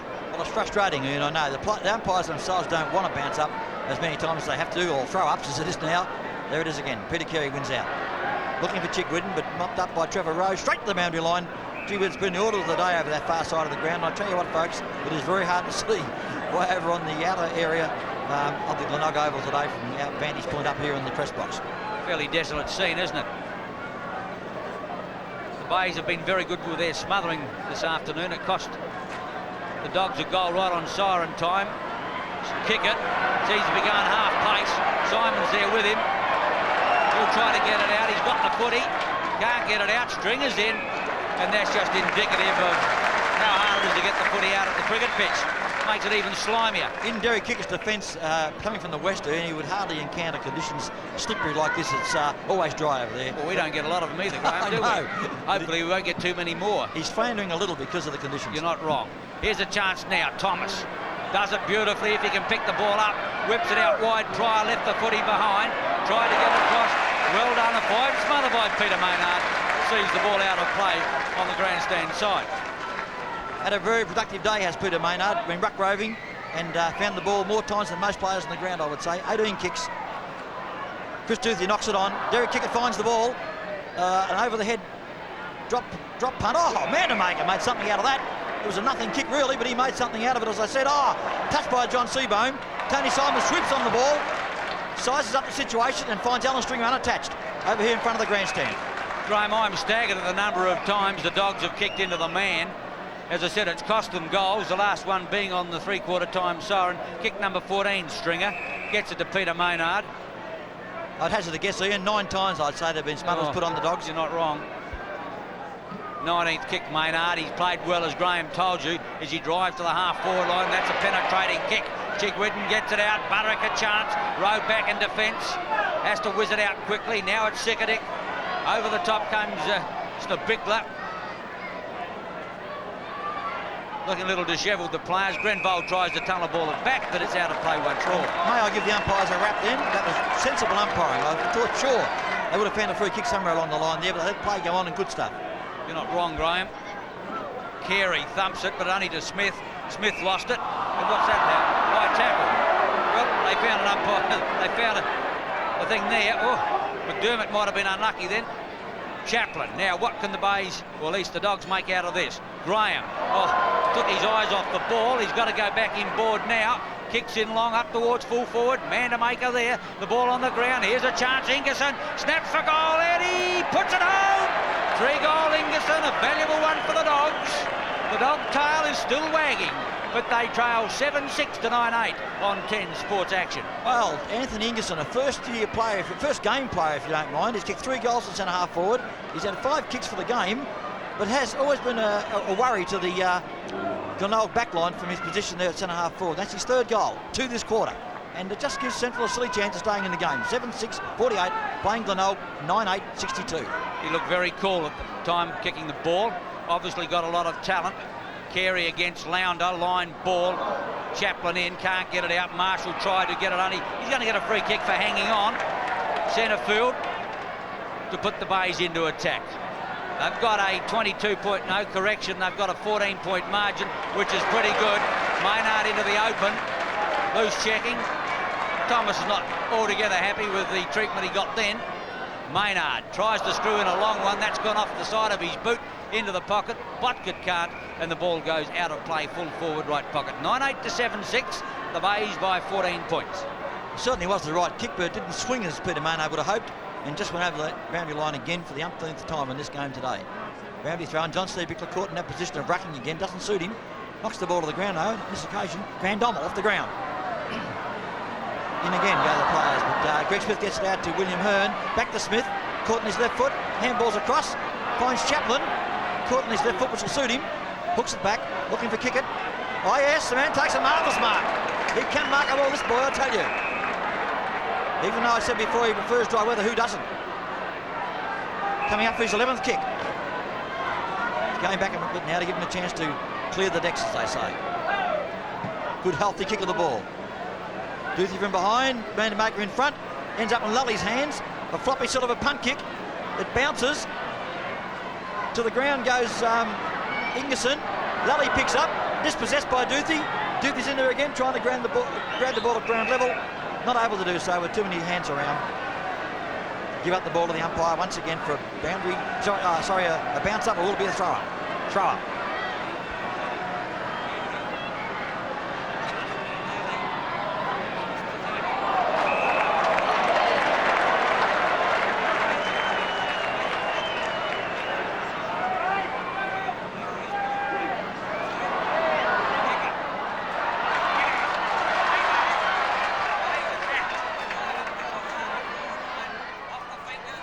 Roundhouse right, Botka well done. Goes in towards the forward division. Brady back in defence. Throws it out. A chance for Pryor to clear. The Dogs bound clear. Goes in short. Smith centre field. Looks for a running player. One out wide. Thomas is there. He can bolt. Going to get run down. No, Simons can't catch him. Puts it up now. In goes Buck. Oh, that's a blatant push in the back. A shocking attack on the ball. And the penalty free kick has to go to Maynard at centre half back. Tricky stuff by Maynard coming across goal, but it's paid off, because Ross Gibbs is in the vanguard. Gibbs chips across, finds Grenvold, unopposed. Derek Kickett running the mark. Long kick by Grenvold. Looking for Steve Bickler. Behind is Brady. At the ball is Duke Chickwitten, the folk hero. Gets it across to McDermott. A floppy sort of a kick again. And he finds Winton on it. Oh boy! Well, there's the luck of the Irish there. Well, McDermott is hugging Chickwitten, but gee whiz, nothing in that kick by McDermott. It wasn't meant for Jeff Winton, might I add. But nonetheless, this is the way football is played. You make something out of nothing at times. And Jeff Winton has had a luxury role to some extent today, playing in a forward pocket. He's now nominally full forward. It's only his 4th kick for the game. And he's going to make a certainty of this, I would add. I would think. Comes in, gives himself plenty of room, which I like. Hangs it up in the air, through the middle. No doubt about that. That's Jeff Winton's 2nd goal. And his club's 10th. I was obscured then from the scoreboard. 10 goals, 8-68 to Central 7-6, 48. That's a difference of 20 points. And Glenelg at this stage soon to have a clamp on the game. And Jeff Winton kicks a much-needed goal, in my opinion. Yes, Graham, they've played the better football most of the afternoon. The Dogs' attack has been impotent, and apart from Mandemaker, there's hardly anyone who's getting a kick. I notice now that Curley's got him out at centre half forward. He's probably been there for the whole quarter, but they need to lift from here. The Bays look like they're going to be too good. Curley's record is going to remain intact. He's never coached here as a winning coach, not a winning team. McAdam through, has to throw it away. Here's a chance, gives it away to Smith, drives in towards Mandemaker, coming to meet at Ingerson. Lally behind the pack, has to get it out, gets it out towards Mandemaker. He didn't have the footy, the umpire said holding on. Oh! Well, technically, Graham, I suppose he's right. Well, you called it, Ian. He never had the footy. There's no question about that. Yeah. But he was in possession. Well, that's right. He was hovering over it. Yeah. I guess in an instance like that, the umpire must make a snap decision. Is he in possession, or is he just in and around about the ball? Well, it's going to keep the Dogs intact. 8th kick Mandemaker. He's booted a couple. Hasn't been a big day for full forwards, understandably so. Towards the... Oh! Still hasn't been a big day for full forwards. And the Bay fans like that one. Hooked offline for a point. And they move on now to 7-7 to 10-8. I think the Bay fans might argue justice was done, Peter, but I think the free kick was there, Ian, sorry. I think the free kick, as you say, technically was there. The man was held. Now, it's a matter of deeming whether or not having the ball at his feet means he's in possession. Ross Gibbs taking the kick off. He launches not quite one of his greatest kicks, and Lounder doesn't try to mark it, which always dumbfounds me, that one. When a man is by himself, doesn't try to mark the ball. Chris McDermott feeds it out. Maynard. Across to Donovan on the ground this quarter. Trying to find Hodgeman. Knocked away by Van Dommel, who seems to be tracking Hodgeman around down there. Why, I don't know. Obviously, he's been given the role as a backline player this quarter. The other move was, as I was trying to get out of my lips before, there's Donovan's on the field in place of Wayne Stringer, who played rather a serviceable game this in this match today. Throw in. Brady. Maybe it was Stevie who got it down. Picked up by Scott Lee. Finds Rowe. Rowe launches it off back to Brady. Brady just gets his foot to the ball and that's all. Jig wouldn't tackle pretty high. Up goes Mandemaker. Still there, Mandemaker. In comes Phil Graham. Out goes Phil Graham. Off the ground by Greg Smith, attempted. Grenvold. Alan Stringer's thereabouts. So is Greg Smith. Over Maynard. Very productive player today. Finds Salisbury, who goes deep, looking for Winton. And the ball is knocked away quickly to kick it. He handballs to nobody. Off the ground by Botka. Pryor picks up. Oh, it's a submarine kick. Finds Rowe, but oh gee, it's all in together over that far side of the ground. The umpire won't call for it. Picked up by William Hearn. Finds Lee coming up the ground again. I don't think he's playing that back pocket role this quarter. Something's happened. I think he's ruck roving. In goes Ross Gibbs. Yes, almost certainly. Lee has gone to a half-full flank and ruck roving, and Van Dommel has taken up Lee's customary role in the back pocket. Yes, I think Curley's made a few moves now. He's not going to win with a combination as it was. He's down by 19 points, and we are approaching the 20-minute mark. It's almost too hard to see the clock. Out there is McDermott, hooks around the corner back towards centre wing. Hodgeman chanced his arm, gets it out now quickly at Stringer. Stringer puts it out wide. That's good football. The Bay's a chance to run through Maynard, puts it on its way. Spickler can't quite. Butterick in there, he can't get it out either. Tackling the ball well is Sikadek. In there is Brady. Still they can't pick that slippery bit of leather up. In he goes, Butterick now. Spickler round the corner, in towards full forward. Winton there, off the fingers. Butterick can't quite get it. Whips it out, kick it, playing in defence. Here's a chance, Donovan, if he can pick it up. Kick it, Ken. Puts it back now. Making a metre to get to it is Greg Smith. As we said, may have been reported in the first quarter. He's got Thomas clear. He's got a chance to run. McAdam will get there first. Off they go. The Dogs bound through the centre line. In comes, oh, that's a blatant push in the back. And plus 15 metres. Stringer can't understand why. He better watch the replay. No question that time, Alan Stringer. He must get penalised for that. The free kick was paid and you kicked it away. Jamie Thomas launches the drop punt into the forward line, looking for a man to make, I would imagine. He can't quite get there. He's under the pack. Seabohm. No, it's Duthie. Looking for Simons over the top. Clever play, you might say. Chigwinnon. Oh, well done, Chigwinnon. He touches the ball on the ground. He might try it again, I think. Yes, he does. He's going into goal. He might have a shot now. He hangs it up. Looking for, not quite finding Steve Bickler. Brady let the ball go. Oh, Hodgeman! Oh, it's a marvellous shot for goal! It's a goal! A great goal by Kim Hodgeman. His fourth for the game. Oh boy, what a player. This man kicks it from anywhere. 4 goals to Hodgeman, and the players around him are going berserk. That gives Glenelg almost an unassailable lead, I would say, Ian Day. 11 goals, 8, 74, plays 7-7, 49. What's that, 25 points last time I went to school. Graham, that's the ball game, no question about that. But I think the Bays had it won a long time before then. They won it in the third quarter when the Dogs, kicking with any breeze there was, could only manage to kick a goal. Simply not good enough. Now they've got a lot of confidence. Stringer sends him into attack up to Maynard. Maynard going from strength to strength. Peter Maynard, who's had a big day, including an argument with his coach at quarter time. If our monitor was correct, something that he did in the first quarter certainly didn't please Studley, and they were having a real go at quarter time. However, he must be happy with him now because it's his 25th kick. Maynard from 35 metres out. Wind assisted. Might I say almost kicking with a tide as well. Might I say he'll kick this in? You said that before, Graham, and he missed. You put the marker on him, and he's got it this time. What a tip from his father-in-law. Maynard boots his first, and his second correction, and that most certainly is game, set, match on Peter Carey's big day. Yes, well, I guess the Bay players were really steamed up for this match today, knowing it's Peter Carey's 447th game. They weren't going to let him go home tonight without a victory, a taste of victory in his mouth. And Peter Maynard has had a big say in this match today. Well done, Peter. You're not wrong. Lounder thumps it to the half-forward line. Glenelg to Carey. Super, a long one to the vacant forward pocket. Pryor, within there is Maynard, but neither will get to the ball before it goes out of play in the full forward right pocket. Yes, the Bay's too strong, but on the other hand, I would think that Neil Curley would be bitterly disappointed the way the Dogs have played this afternoon. Well, he'll be looking for a bit of character now too, Ian. It's so easy to get swamped when a side gets 4 or 5 goals in front like this with, 6 or 7 minutes to go. So Neil Curley now will be asking his players to draw in their reserves of character to hang in there and make the game tough for the opposition. When they were winning easily and a lot of people were getting carried away, Neil was quite calm about the whole situation and realised that one swallow doesn't make a summer. Well, how's that? A kick off the ground by David Marshall. Mark Pryor, slap bang right on the nose. Gee, I wouldn't like that one, Ian. You've been talking about a few knocks we've seen today. That was an unintentional one, of course, but it caught, and he was the man on the receiving end in the first quarter from a very hard knock.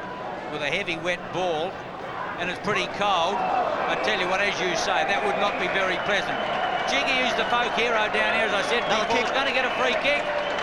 And if he kicks a goal, I reckon they'll be dancing in Brighton Road tonight.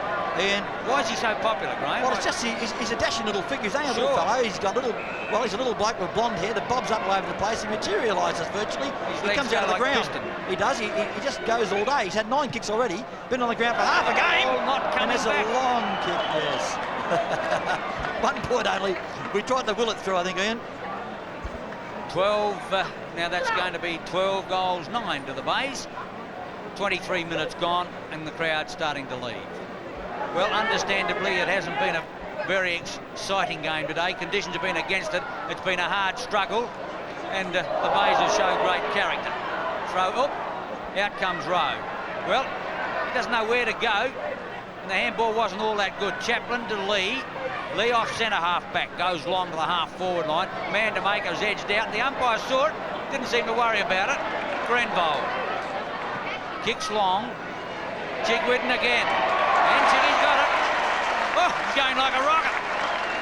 Stringer clear. Doesn't want him. He's going across towards Winton. In there quickly now onto the boot of McDermott. Shoots for goal. But he's offline for a point, and the Bay crowd groan. They groan, but they're well contented because they've seen Peter Carey's big day given some credibility with a thumping win over Central. And Glenelg, of course, go on top unopposed now, Ian. Graham, they wouldn't dare lose on his big day, would they? They're not allowed to. But now it gives the Bay's top position on the ladder as well. It puts more significance into the day's proceedings than just another win. Chaplin edges the ball back towards Lounder and Carey. It comes in now, McDermott. Gibbs has time. Screws one in towards full forward. Maynard at the back. Chigwidden there as well. Can't get... Oh, yes, he's kept it in. Oh, he's in trouble, though. And certainly Botka decided that the safest place was the boundary line, although there's really no safe place out there for them now. They're down by 33, and it's the Bays all the way. And time on starting right now, Ian Dale. It's just 4 or 5 minutes. There's been a few goals scored. Throw in. John Seebickler. Chigwidden tries to get a boot to it. Not quite. Picked up by Butterick. Another reasonably productive player today for chances being given to him. Swooped upon by Salisbury. In again goes Scott Salisbury. Tackle from behind. Umpire allows it. It's out of bounds. There's some good players in the Bay side today. Probably none better than Ross Gibbs, who just plays the game all by his own. He's out there now on the forward line, unopposed. Well, Lully's gone with him now. Lounder down to Lee. In comes Grenville. Got his name on the ball. Oh, the stolen of Grenville by Lally. Chips it across, looking for Graham. Duthie comes in. Mandemaker falls over. Graham off the ground. Gibbs falls over. Retains possession. Smith over the top, pays in the back. Well, I guess it was there. It's going to be a long drive back to Elizabeth for the Dogs tonight. The rain getting even heavier, and it's just been a miserable afternoon. Weather-wise, that is, but a big afternoon for the Bays and for Peter Carey. What a champion he's been. Simons, 15 metres. Simons now from the attack side of centre wing. Kick number 12 to Simons. Lounder back in defence. Can't get it out. Butterick can't find it. Chance for Chaplin. He's close to the line, and that's out of play as he's buried into the turf. Yeah, Scott Salisbury was hell-bent on getting after that ball. And it's out of bounds now for another boundary throw-in. Right in front of the grandstand at the Bay Oval. A deep throw-in. Carey and Lounder. Carey knocks it on. Picked up by Brady, left foot. Stringer and Thomas. No, from behind is Grenville. Misses it. Greg Smith mops up. Handballs to the boundary. And the ball obliges him by going over again. Right slap bang in front of our commentary position. And the game is drawing away to the inevitable close of a Bay victory. They're 33 points in front with some 3 or 4 minutes to go. From behind is Mandemaker. Picks up the ball. Handballs to Lee. Lee launches a flat punt kick. Duthie and Graham. Duthie's first there. Handballs to the line. Gee, we've seen a bit of that today. It's hard to keep the ball in play from where I sit. Yes, it was deliberate, but the umpire has got to adjudicate that way, and he wasn't really in a position to see it. And what else was Duthie to do with the ball? He had to get rid of it. Carey hooks it back carefully, but it only goes back as far as Scott Lee. He butters up again. Lally in there can't get it out. Smith, Chaplin, aerial ping pong. A chance now for Graham. He's using his body well. McDermott back in defence. Gets it out nicely to Seabohm. Loose ball on the outer side. A battle of the speedsters. First there will be Pryor. With him is Maynard. Pryor against Maynard. Maynard does it well. Van Dommel against Donovan. The 2 number 32s. Rene Van Dommel shrugs clear the tackle. Now kick it. Goes long to the half-forward line. There is Mandemaker. Might be beyond his distance. He doesn't waste any time. Screws it in towards goal. It's offline out on the ball. But the siren sounds to end the big day for Peter Carey. And the side has done him proud by running out winners and getting top position on the premiership table. 12-10 to 7-7 at Brighton Road.